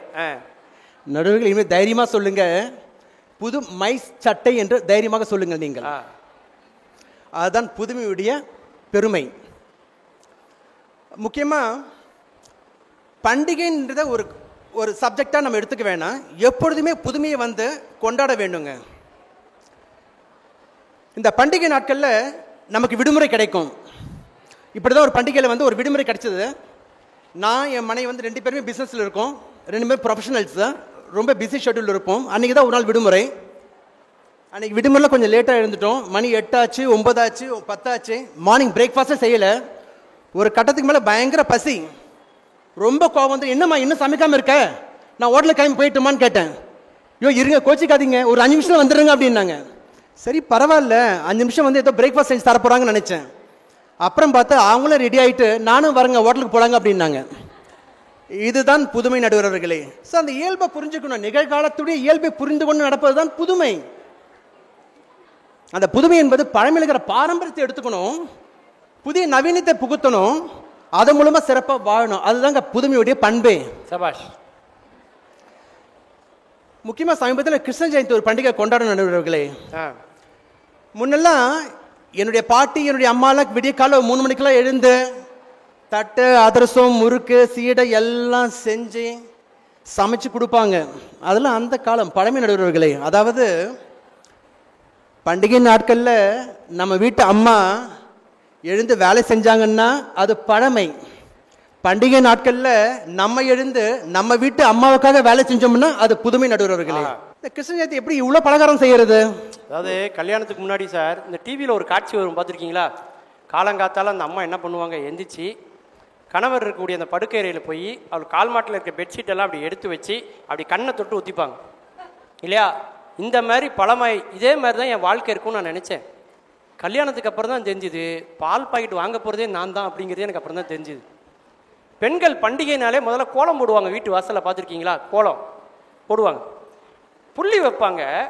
கோலத்தை நல்லா பாருங்கள், ஒரு புள்ளியும் ஒரு புள்ளிக்கு ஸ்ட்ரெயிட்டாகவே வரமாட்டாங்க. என்றைக்குமே ஒரு பாயிண்ட்டுக்கு ஸ்ட்ரெயிட்டாக பெண்களால் வரவே தெரியாது. சுற்றி சுற்றி சுற்றி சுற்றி சுற்றி சுற்றி தான் போவாங்க. அவங்க பேசுகிற விஷயமும் ஒரு விஷயத்த முழுசாக டைரெக்டாக சொல்ல மாட்டாங்க, அப்படியே சுற்றிக்கிட்டே இருப்பாங்க. பெண்களை டென்ஷன் ஆக்குறதுக்கு நீங்கள் ஒன்றுமே பண்ண வேண்டாம். இப்போ என்ன சொல்ல வர, கரெக்டாக ஸ்ட்ரெயிட்டாக சொல்லு அப்படின்னா, உட்காந்து கேட்க மாட்டேங்களோ எங்கள் பேச்சை மொத்தத்தையும், நான் அப்படி மொத்தமாக தான் சொல்லுவேன், நீங்கள் தான் கேட்கணும் அப்படிம்பாங்க இல்லையா? ஏன்னா அப்படி கோலத்திலே ப்ராக்டிஸ் ஆகிறாங்க அவங்க ஃபுல்லாக. ஆனால் அந்த கோலம் இல்லைன்னா பண்டிகையே இல்லைங்க இல்லையா? இன்னைக்கு என்னதான் ரங்கோலி வந்திருந்தாலும் அந்த கோலத்துக்கு இருக்கிற மகிமே தனி. அப்படி அவசர கதியில் ஓடிக்கொண்டிருக்கிற இந்த காலகட்டத்தில் இவ்வளவு பலகாரம் பட்சணம் செய்யறதுக்குலாம் எங்கே இடம் இருக்குது சொல்லுங்க? ரொம்ப சிம்பிளுங்க. கிருஷ்ண ஜெயந்தி அன்னைக்கு ஒரு ஸ்வீட் ஸ்டால் போயிட்டு கிருஷ்ண ஜெயந்தி ஸ்நாக்ஸ் கிட்டுன்னு கேட்டால் போதுங்க.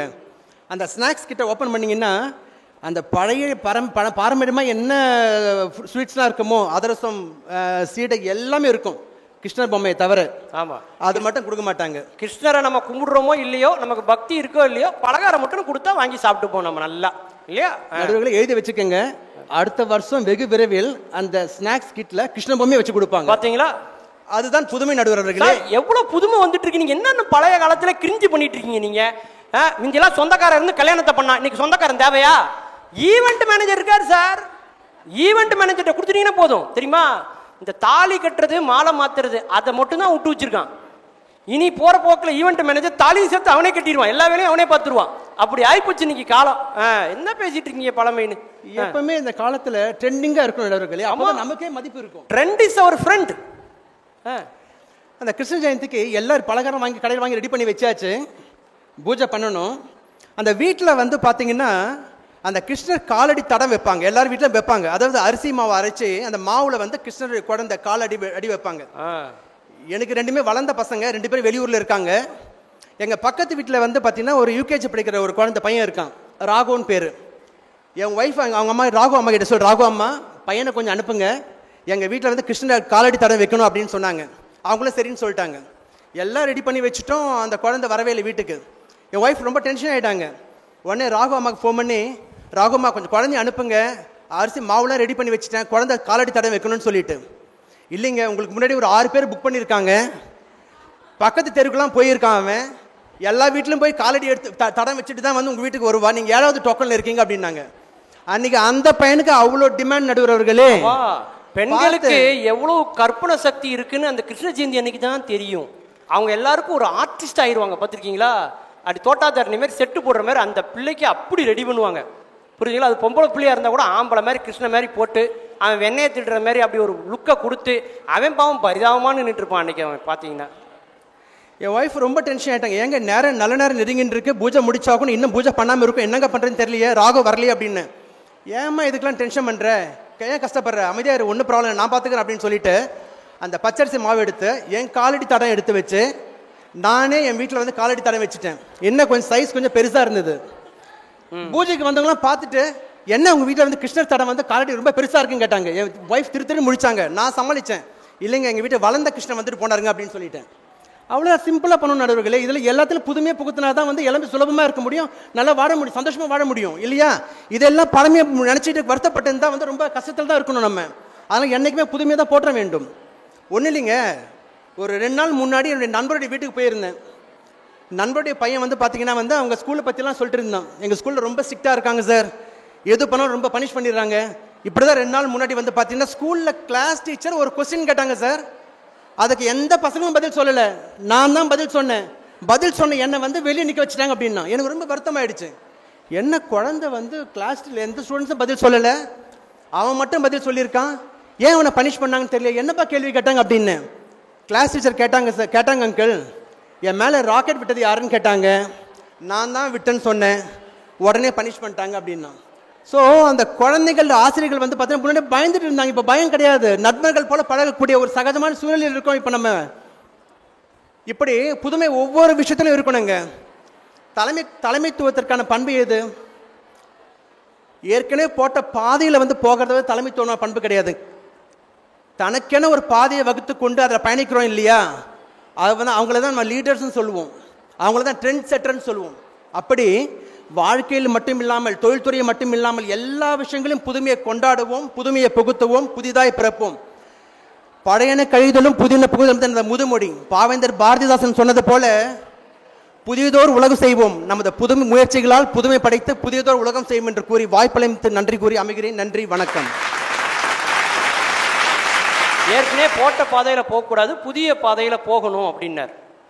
உண்மையிலே இந்த பண்டிகைனாலே முதல் விஷயம் என்ன தெரியுங்களா? ஷாப்பிங். அதுலேயும் பெண்கள் பாருங்கள், பக்கத்தில் இருக்கிற மளிகை கடைக்கு போகிறதுக்கு கூட ஷாப்பிங் தான் சொல்லுவாங்க. பார்த்துருக்கீங்களா? 8 மணி நேரம் வெயிட் பண்ணி சேலை எடுப்பாங்க, பில்லு போடுறதுக்கு 10 நிமிஷம் வெயிட் பண்ண மாட்டாங்க. பார்த்துருக்கீங்களா? அப்படி இன்னைக்கு புதுமையான பெண்கள் இன்னைக்கு இருக்காங்க அப்படின்னு அவர் பேசியிருக்கார். இதெல்லாம் மறுத்து பேசணும். இல்லை, பண்டிகைகள் பெரிதும் போற்றப்பட வேண்டியது பழமைதான், நம்முடைய மரபை விட்டுறக்கூடாது அப்படின்னு பேசுறதுக்காக மிகச்சிறந்த சிந்தனையாளர், சொல்லரசி, பெரும் மதிப்பிற்குரிய நம்முடைய தீபா அம்மா அவர்களை உங்களது கைத்தட்டலோடு அழைக்கிறேன். வாங்க.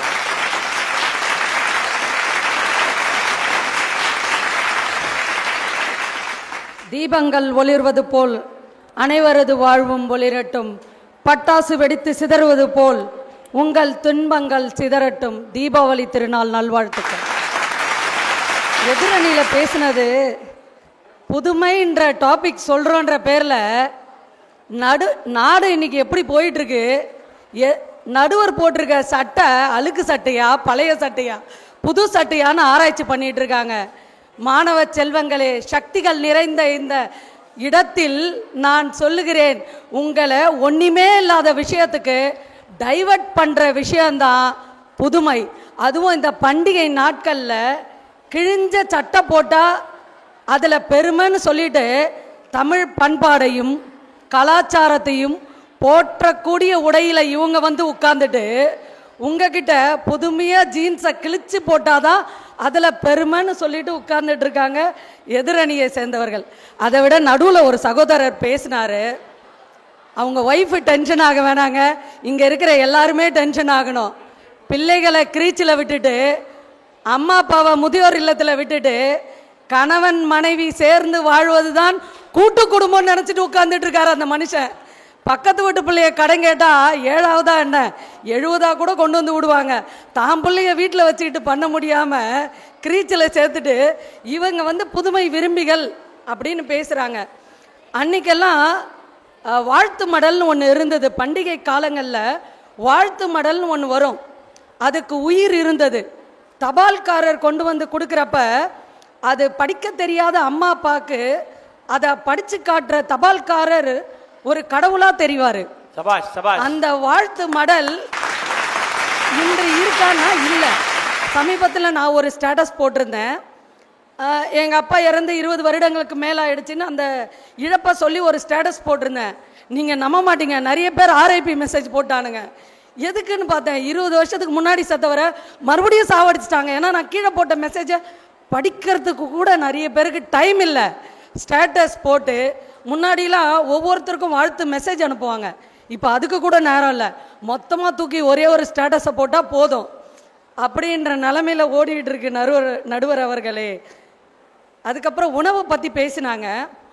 3 நாட்கள் முன்னாடி ஆயத்தமாகி அம்மா செய்யும் உணவுகள்.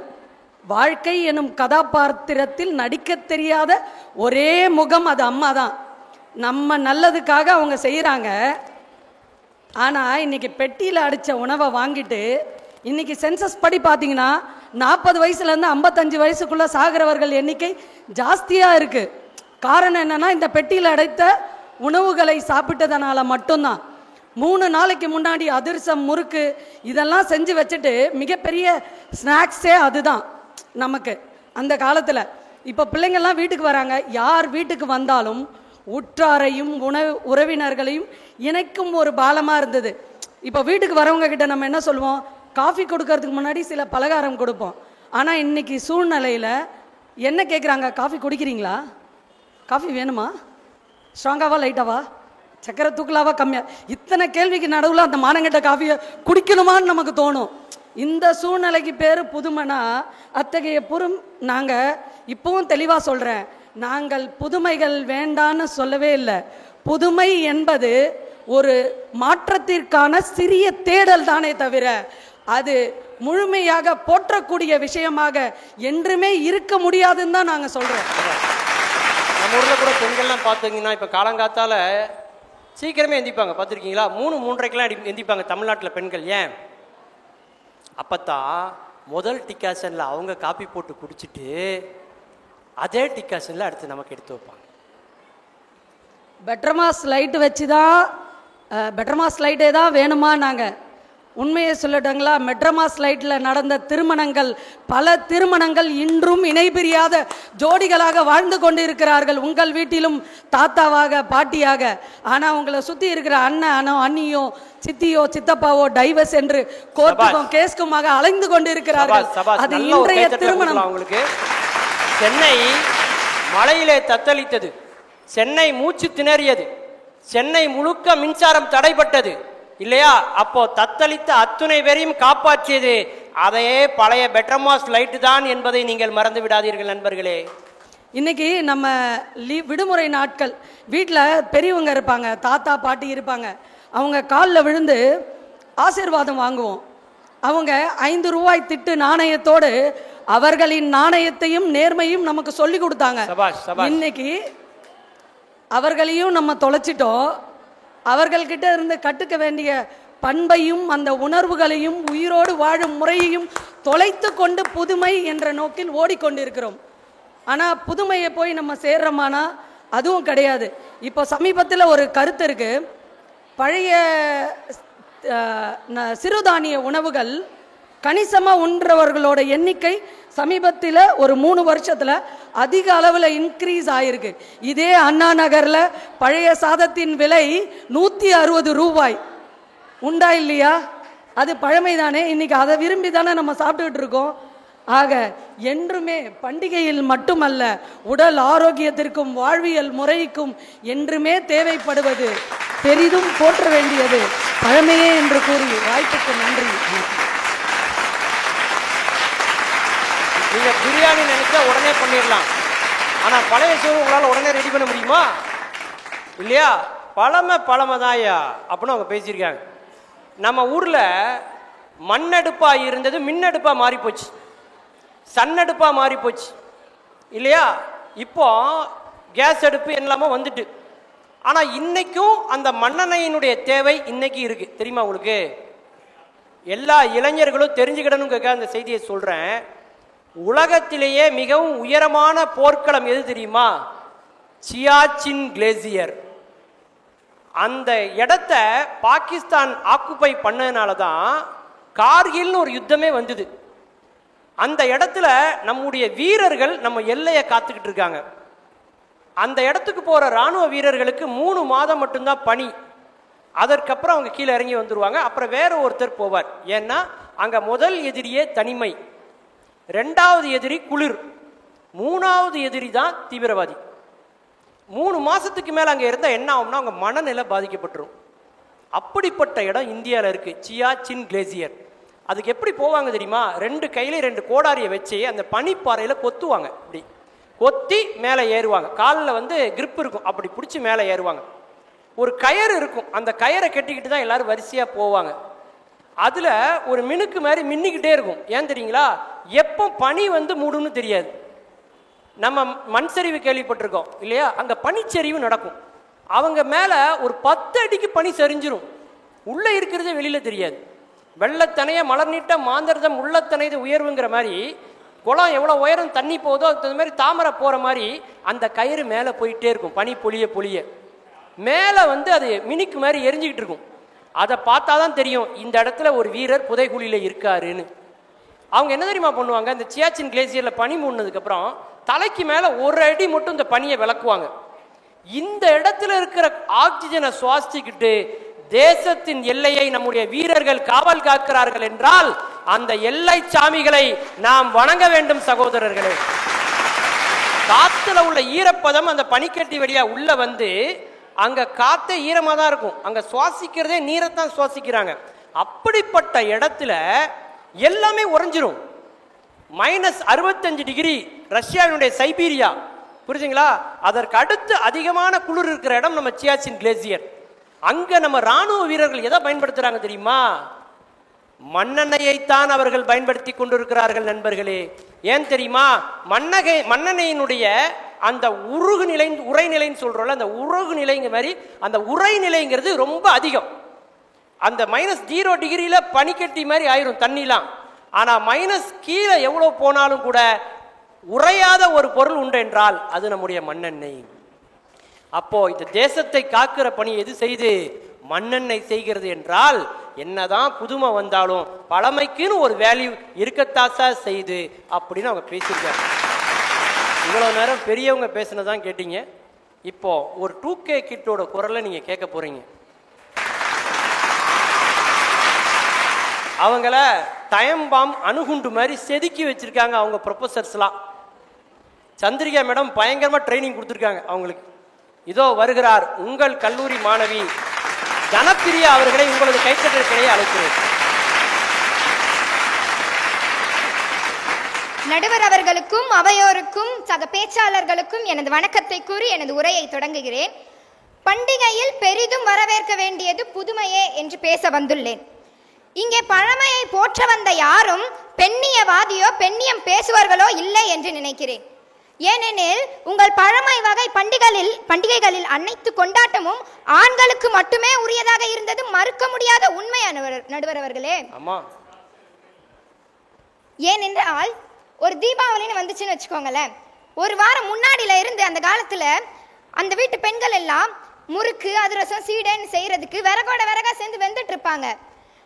இப்படியே அந்த பெண்களுடைய பண்டிகை நாட்கள் கழிந்ததுன்னா அவங்க எப்படி கொண்டாடுவாங்க பண்டிகைகளை? அடிப்படையிலையா? இதை எங்க காலத்துல புதுமை முறைகள்ல பாருங்க, நாங்களும் உற்றார் உறவினர் நண்பர்கள் அக்கம் பக்கத்துல இருக்கவங்கன்னு எல்லாருக்கும் பலகாரம் கொடுப்போம். வெளியே ஒரு தரமான கடையா பார்த்து வாங்கி, அதுவும் விளம்பரத்திலாம் வரா மாதிரி 100% சுத்திகரிக்கப்பட்ட அக்மார்க் நெய்ல செஞ்சதான்லாம் நாங்களும் சோதிக்கிறோம். ஏன்னா எங்களுக்கும் அவங்க மேல அன்பு அக்கறைலாம் இருக்கு. அப்படியும் இல்லையா? இந்த காலத்து பொண்ணுங்கெல்லாம் ரொம்ப தெளிவு. நானும் வேலைக்கு போறேன், நீயும் வேலைக்கு போற, நான் ஒரு வேலை செய்யறேன், நீ ஒரு வேலை செய், வா சேர்ந்து செய்வோன்னு ஒரு அண்டர்ஸ்டாண்டிங்ல இருக்காங்க நடுவர் அவர்களே. இப்படி இருக்க வேலை சுமைகள் குறையுதுங்க.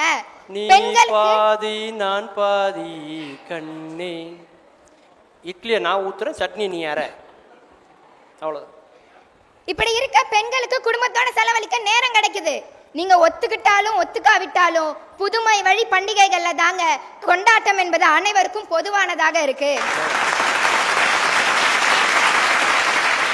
நடுவர் அவர்களே, இந்த தலைமுறையினர் கல்யாணத்தையே பண்டிகை மாதிரி தான் பண்றோம். ஆமா, engagement, pre wedding party, bride to be, groom to be, haldi function, mehndi function, reception நைட்னு இத்தனை. சின்ன வருத்தம்னா நாங்க இதுக்கப்புறம் தான் கல்யாணமே பண்ணுவோம். பாத்தீங்களா? அது கூட சும்மா பண்ணிடுவோமா? நாங்க இந்து முறைப்படி ஒரு வாட்டி, கிறிஸ்துவ முறைப்படி ஒரு வாட்டி, இஸ்லாமிய முறைப்படி ஒரு வாட்டின்னு கல்யாணமே 3 மதப்படி. அம்மா, அந்த wedding shoot, pre wedding shoot இதெல்லாம் இந்த 2K கிட்ஸுக்கு மட்டுமே கிடைச்ச ஒரு வரம் தெரியுங்களா? கேரளாவில் ஒரு ஃபோட்டோகிராஃபர், நீங்கள் இணையதளத்தில் பார்த்துருப்பீங்க, ப்ரீ வெட்டிங் ஷூட்டு 2 துண்டுலேயே ப்ரீ வெட்டிங் ஷூட்டே முடிச்சிட்டான். கல்யாணத்தையே இவ்வளவு சந்தோஷமான பண்டிகையா நாங்க தான் கொண்டாடுறோம். இப்பெல்லாம் மதத்தை தாண்டி ஒரு ஸ்டேட் முறைப்படின்னு ஆரம்பிச்சிட்டு இருக்காங்க நம்ம பசங்க. எங்க புதுமை முறைகள்ல தாங்க மதவாரிய பண்டிகைகளை கூட மற்ற மதத்தை சேர்ந்தவங்க கொண்டாடுறாங்க. ரம்ஜான் எப்படா வரும்னு முஸ்லீம் ஃப்ரெண்டை விட நாங்க தான் ஆவலா காத்துட்டு இருக்கோம். எதுக்கு? 3 நாள் விடுமுறையும் 3 பக்கெட் பிரியாணியும் கிடைக்கும்னு. இந்த சமத்துவமும் மத ஒற்றுமையும் உங்கள் பழமை முறையில் உண்டா என்பதே எனது கேள்வி. சமய நல்லிணக்கணத்துடைய மிகச்சிறந்த எடுத்துக்காட்டு புதுமை வழி பண்டிகைகள்ல தாங்க. இந்த தலைமுறையில் படித்தவர்கள் எண்ணிக்கை அதிகம். அதனால எங்களுக்கு பகுத்து அறிய தெரியும், எது எதுக்கு செலவழிக்கணும், எது எதுக்கு செலவழிக்க கூடாது, எது மூட நம்பிக்கை, எது பாரம்பரிய பண்டிகை முறைன்னு தெரிஞ்சுக்கிட்டு அதன்படி நடப்போம். தீபாவளிக்கு போனஸ் காசு வந்தா பட்ஜெட் போட்டு பாதி காசு புது துணிக்கு, பாதி காசு பலகாரத்துக்கு, மீதி காசுல தான் நாங்க பட்டாசே வாங்குவோம். ஏன்னா எங்களுக்கு தெரியும் பட்டாசு எங்க சந்தோஷத்துக்கு தான், சம்பிரதாயத்துக்கு இல்லைன்னு. வேணும்னா வெடிப்போம், வேணும்னா வெடிப்போம், வேணான்னா பொல்யூஷன் கண்ட்ரோல் பண்றோம் போங்கயான்னு பொது அறிவோட அரசாங்கத்தை மதிப்போம். பாரம்பரியமான ஜல்லிக்கட்டை தடை செஞ்சப்போ அதை பொங்கி எழுந்து ஆதரிச்ச புதுமைவாதிகளும் நாங்க தான். பத்திரமா பட்டாச 2 மணி நேரம் மட்டும் வெடிங்கப்பான்னு சொன்னப்போ பொது நலத்துக்காக அதை ஆதரிச்ச புதுமைவாதிகளும் நாங்க தான். பண்டிகைகள்ல புதுமையை கொண்டு வரது கலாச்சாரத்தையும் பாரம்பரியத்தையும் கெடுக்கிறதுக்காகலாம் இல்ல நடுவர் அவர்களே. கலாச்சாரத்தை மேம்படுத்தி சுமையையும் அனாவசியமான செலவையும் குறைக்கிறதுக்காக. பழைய காலத்துல நீங்க சொல்ற மாதிரி பண்டிகைகள்லாம் இருந்தது, நானும் ஒத்துக்கிறேன். ஆனா நீங்களும் மனதை தொட்டு ஒரு உண்மையை ஒற்றுக்கொள்ளுங்கள், அவற்றை கொண்டாட நேரமில்லை, வாய்ப்பு இல்லை என்று. அன்றைக்கு பண்டிகைகள் மேல் மட்டத்தில் உள்ளவனுக்கு மட்டுமே உரியதாக இருந்தது. அவனுக்கு அது ஒரு விழா. ஆனா அவனுக்கு கீழே இருந்த மக்களுக்கு அது ஒரு ஏக்கம். ஆனா இன்னைக்கு இந்த காலத்துல அனைவருக்கும் அனைத்தும் கிடைக்க வேண்டும் என்ற எண்ணம் மேலோங்கி உள்ளது. இந்த புதுமை எண்ணத்தையும் சமத்துவத்தையும் பண்டிகைகள்ல வரவேற்க வேண்டும். நாங்க பண்டிகைகளே கொண்டாடலன்னு சொல்றீங்கல்ல, இவங்களை கொண்டு போய் ஒரு நாள் பண்டிகைக்கு முன்னாடி நாள் கிளாம்பாக்கம் பேருந்து நிலையத்துக்கு கொண்டு போய் நிக்க வச்சா போதும், வாயடைச்சு போயிடுவாங்க. சென்னை பட்டணத்தின் பாதி பாப்புலேஷனே பஸ் ஸ்டாண்டில் தான் இருக்கும். குடும்பத்தோட பண்டிகையை கொண்டாட கூட்டம் கூட்டமா பஸ் ஸ்டாண்ட்ல இருப்பாங்கங்க. அதுலயும் மீதி பேரு 2 வீலர்ல போவான் சார், பாதி பேரு பார்த்துருக்கீங்களா? ஏன் மீதி பேர் இங்க இருக்காங்கன்னா அவனுக்கு டிக்கெட் கன்ஃபார்ம் ஆகலை, அதனாலதான் அவனும் போல. பார்த்தீங்கன்னா மொத்த கூட்டமும் போயிடுவான். அந்த அளவுக்கு கிராமத்தை நோக்கி போறோமா இல்லையா? நீங்க எதிர்க்கும் புதுமையில தாங்க அனாவசியமான ஆடம்பரமும் ஆரவாரமும் இல்லாம அவசியமான பாரம்பரியமும் கலாச்சாரமும் சந்தோஷமும் மட்டுமே இருக்கு. உங்க பழமை முறைகள்ல பண்டிகைகளோட முக்கியத்துவம் யாருக்கு தெரியும்? வரலாற்றை எத்தனை பேர் ஆய்வு செஞ்சிருப்பாங்க? ஆனா நாங்க எங்க கைகள்ல இருக்க தொலைபேசியை வச்சுக்கிட்டு இப்பெல்லாம் பக்கத்து நாட்டுக்காரனுக்கே சொல்லிக் கொடுக்க ஆரம்பிச்சிட்டோம். ஃபிஜி, மியான்மர், மலேசியா, சிங்கப்பூர் போன்ற பல நாடுகள்ல தீபாவளிக்கு பொது விடுமுறை விடுறாங்க. பக்கத்து நாட்டுக்காரனே சேர்ந்து கொண்டாட ஆரம்பிச்சிட்டான் நம்ம தமிழ் பாரம்பரியத்தை. உங்க காலத்துல வியாபார நோக்கத்துக்காக மட்டுமே நடந்த பண்டிகைகளோட பாரம்பரிய கண்டறிஞ்சு அந்த பாரம்பரியத்தின்படி நாங்க நடக்கிறோம். தீபாவளி பொங்கல் அப்பெல்லாம் இந்த யூடியூப்ல விளாகுன்னு ஒன்று எடுத்து போடுவாங்க பாருங்க, அந்த வாரம் ஃபுல்லா. அது மூலமா உலகத்தோட மூல முடுக்குல இருக்கவனுக்கு கூட தமிழோட பாரம்பரியம் என்னன்னு நாங்க சொல்லி கொடுக்கிறோம். பள்ளிகள்ல, கல்லூரிகள்ல, அலுவலகங்கள்னு இப்பெல்லாம் தீபாவளிக்கு ஒரு ஃபங்க்ஷன், பொங்கலுக்கு ஒரு ஃபங்க்ஷன் நடத்தி தமிழர் வரலாறு வளரும் தலைமுறைக்கும் சேர்த்து சொல்லிக் கொடுக்கிறோம். நாங்க தான் இங்க பழமையை பறைசாற்றி சென்றவர்களுக்கு ஒன்று சொல்லிக் கொள்கிறேன். காலம் மாற மாற காலத்துக்கு ஏற்றவாறு தன்னை மாற்றிக்கொள்ளாதவனால் காலத்தோடு பயணிக்க முடியாது. உங்களுக்கு பழமை தான் முக்கியம்னா முதல்ல கண்டுபிடிச்ச செல்போன் மாடலை பயன்படுத்தியிருக்கணும் எல்லாம். ஏன் வசதிக்கேற்ப ஸ்மார்ட் போனை பயன்படுத்துறோம்? ஆக வசதிக்கேற்ப, தேவைக்கேற்ப பாரம்பரியமும் கலாச்சாரமும் இந்த உலகத்தில் மாறிக்கொண்டே இருக்கும். அன்றைக்கு பிளவுஸ் அணியாமல் புடவை கட்டியவர்களை பார்த்து புதிய தலைமுறையினர் அதே மாதிரி புடவை கட்டினாங்கன்னா அது இந்த சமூகம் கலாச்சாரம்னு சொல்லுமா, இல்ல கலாச்சார சீர்கேடுன்னு சொல்லுமா? அது ஆடை நாகரீகங்க. ஆடை நாகரீகம் ஆக நடைமுறைக்கு ஏற்ப நாகரீகமும் நவீனமும் சேர்ந்து மாறுது. இந்த நாகரீகத்தை மதிச்சா நீங்களும் நாகரீகமானவங்க. அப்படி இருக்க நடுவர்களே, தங்களுக்கு தெரியாத சட்டம் ஒன்றும் இல்லை. ஆதலால் பண்டிகையில் பெரிதும் வரவேற்க வேண்டியது புதுமையே என்று எங்கள் பக்கம் தீர்ப்பு வழங்குமாறு தாழ்மையுடன் கேட்டுக்கொள்கிறேன். நன்றி.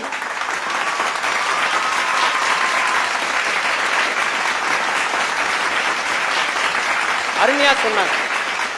காலம் இப்ப மாறுது இல்லையா? ஒரு காலத்துல மாப்பிள்ளை பொண்ணு கழுத்துல தாலி கட்டினா பொண்ணு அந்த மாப்பிள்ளை காலில் விழுந்து கும்பிடுவாங்க, தெரியுமா? அப்படி ஒரு காலம் இருந்தது. இப்போ கிடையாது. இப்போ சிரிக்கக்கூடாது, நீங்கள் இதெல்லாம் எதிர்பார்க்கக்கூடாது. இப்போ எப்படின்னா, பையன் தாலி கட்டுறதுக்கு முன்னாடி பொண்ணுக்கிட்ட கட்டலாமா ஓகேயான்னு கேட்குறாமே.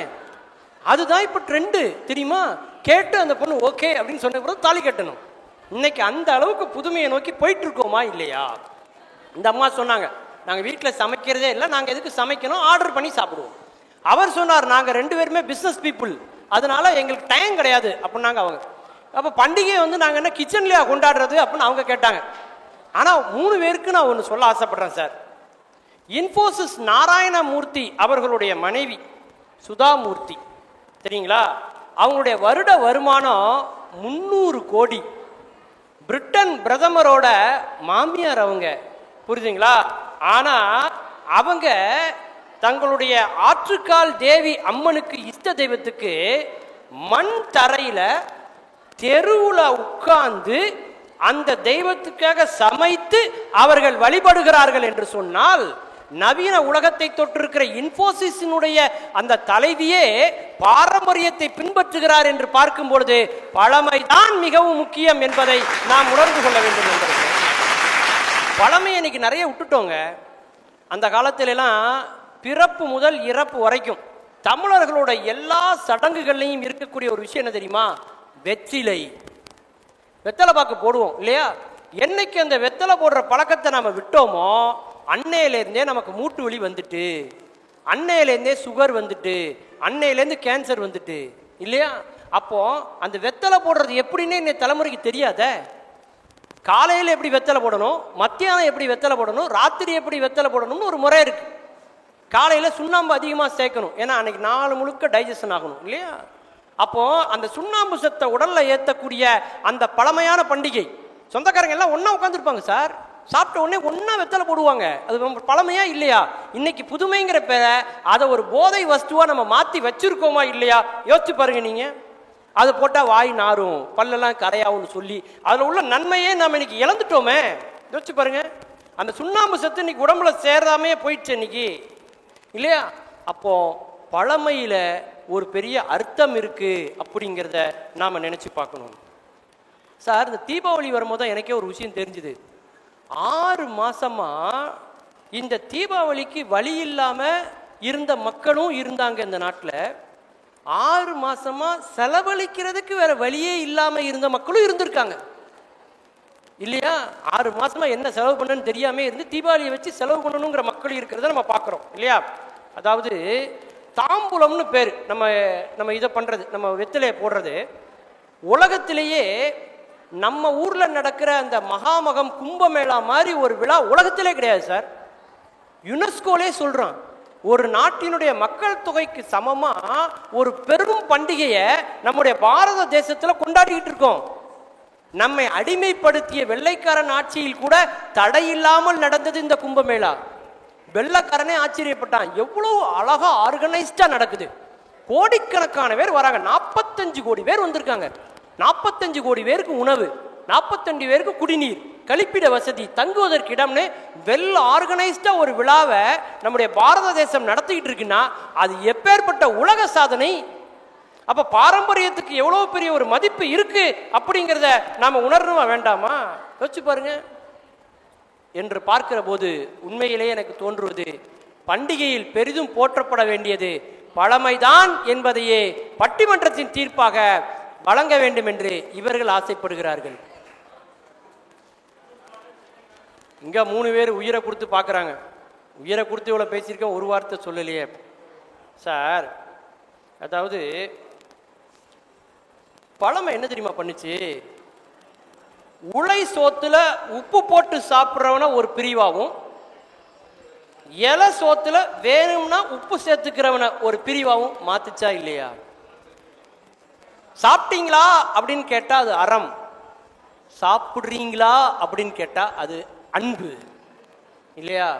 பழமை அறம், புதுமை அன்பு. யோசிச்சு பாருங்க. காலங்காலமா தங்கத்தை பத்தி நாம ஒரு வார்த்தை சொல்லிட்டு இருக்கோம், என்ன தெரியுமா? வரலாறு காணாத உயர்வு. இதை ஒவ்வொரு வரலாறுலையும் நம்ம சொல்லிட்டே தான் இருக்கோம். தங்கம் என்ன செஞ்சிட்டு இருக்கு? ஏறிக்கிட்டே தான் போகுதே தவிர இறங்குறதே இல்லை. தங்கத்தோட விலையும் நம்மோட உடல் எடையும் ஒன்று. இறங்குனதா சரித்திரமே கிடையாது, ஏறின வரலாறு தான் நமக்கு இருக்கு இல்லையா? அப்படி புதுமைகள் பல இணைந்து இன்னைக்கு பண்டிகையினாலே நகை சேர்க்கணும் அப்படிங்கிற ஒரு பழக்கம் வந்து இன்னைக்கு உலகத்துல இந்தியா ஒரு வல்லரசா மாறிக்கிட்டு இருக்கு. அப்படின்னா தங்கம் நம்ம ஒலிம்பிக்ல வாங்குறோமோ இல்லையோ, வீட்டில் நிறைய வாங்கி சேர்த்து வச்சுக்கிட்டு இருக்கோம். அது எப்பேற்பட்ட தேசத்தை வலிமைப்படுத்தக்கூடியது நினைச்சு பாருங்க நீங்க இல்லையா? உடல் தூங்கும் போது உடல் தூங்க வேண்டும் இல்லையா? நம்முடைய திருமூலர் சொன்னார். அப்படி உணவு இன்னைக்கு நிறைய மாறிட்டு, ஆனாலும் கூட ஆரோக்கியம் கெடாத புதுமையான உணவுகளும் இன்னைக்கு இருக்கா இல்லையா அப்படிங்கிறத நீங்க நினைச்சு பாருங்க. தீபாவளி அன்னைக்கு பார்த்தீங்கன்னா எல்லார் வீட்லையும் வெடி வெடிப்பாங்க. நமக்கு என்ன வரும்? வெடிங்கடா வெடிங்கடா, எவ்வளோ வேணா வெடிங்கடா. நாளைக்கு காலையில் பாருங்க, எல்லா வெடிச்ச வெடி எங்கள் வீட்டு வாசலில் தான் கிடக்கும். எல்லாத்தையும் நம்ம வீட்டு வாசலில் போட்டு நாம வெடித்தோம் அப்படிங்கிற மாதிரி என்ன செய்வோம்? நம்ம ஒரு பெரிய பில்டப்பை பண்ணக்கூடிய ஒரு பண்டிகையா எது இருக்குன்னா நம்முடைய பண்டிகை இருக்கு. புரட்டாசி மாதம் ஆடு கோழி தப்புனது எல்லாத்தையும் பார்த்தீங்கன்னா தீபாவளி அன்னைக்கு அப்படியே உசுரே விட்டுரும். பார்த்துருக்கீங்களா? பழமை முக்கியங்க. அந்த சட்டையில் மஞ்சள் தடவி, அந்த குங்குமத்தை தடவி அதை போடும்போது அதில் கிடைக்கிற ஒரு மகிழ்ச்சிங்கிறதே ஒரு தனி இல்லையா? பசுமை பட்டாசுன்னு வந்தால் கூட இனி போகிற போக்க பார்த்தா சூழ்நிலையை கெடுக்கக்கூடாதுன்ட்டு பலூன் பட்டாசுன்னு வந்தாலும் வந்துடும். 2 பேரும் பலூனை போட்டு உடச்சிக்கோ, டம்முன்னு சத்தம் கேட்டுக்கோங்க அப்படின்னு ஒரு காலம் வந்தாலும் வரும். அந்த அளவுக்கு பல புதுமைகள் இன்னைக்கு வந்து கொண்டே இருக்கிறது. புதுமையை நாம் நிராகரிக்க கூடாது. புதுமையில் இருக்கிற குறைகளை நாம் களைய வேண்டும். ஆனால் அதே நேரம் பழமை என்பது நம்முடைய அடித்தளம், அதனுடைய அஸ்திவாரம். அதை என்றைக்குமே நாம் மாற்றவே கூடாது. ஆக பண்டிகைகளில் பெரிதும் போற்றப்பட வேண்டியது பழமையா புதுமையா என்று கேட்டால் பழமையை நாம் பின்பற்ற வேண்டும். அந்த பழமையில் நீங்கள் புதுமையை புகுத்துங்கள், புதிய உத்திகளை புகுத்துங்கள். ஆனால் பழமையை ஒரு நாளும் கைவிட்டு விடாதீர்கள். பண்டிகையில் பெரிதும் போற்றப்பட வேண்டியது பல புதுமைகள், காலத்துக்கு தகுந்த புதுமைகள் புகுந்திருக்கக்கூடிய அந்த பழைய மரபுகளை புதுமையான வகையில் நாம் கையாண்டால் எல்லா பண்டிகைகளும் நமக்கு தீபாவளியாக இருக்கும், தினந்தோறும் நமக்கு தீபாவளியாக இருக்கும் என்பதையே இந்த தீபாவளி திருநாளில் தெரிவித்து உங்கள் அத்துணை பேருக்கும் எங்கள் பட்டிமன்ற குழுவின் சார்பாக மீண்டும் ஒரு முறை தீபாவளி திருநாள் நல்வாழ்த்துக்களையும் வணக்கத்தையும் கூறி விடைபெறுகிறோம். நன்றி, வணக்கம்.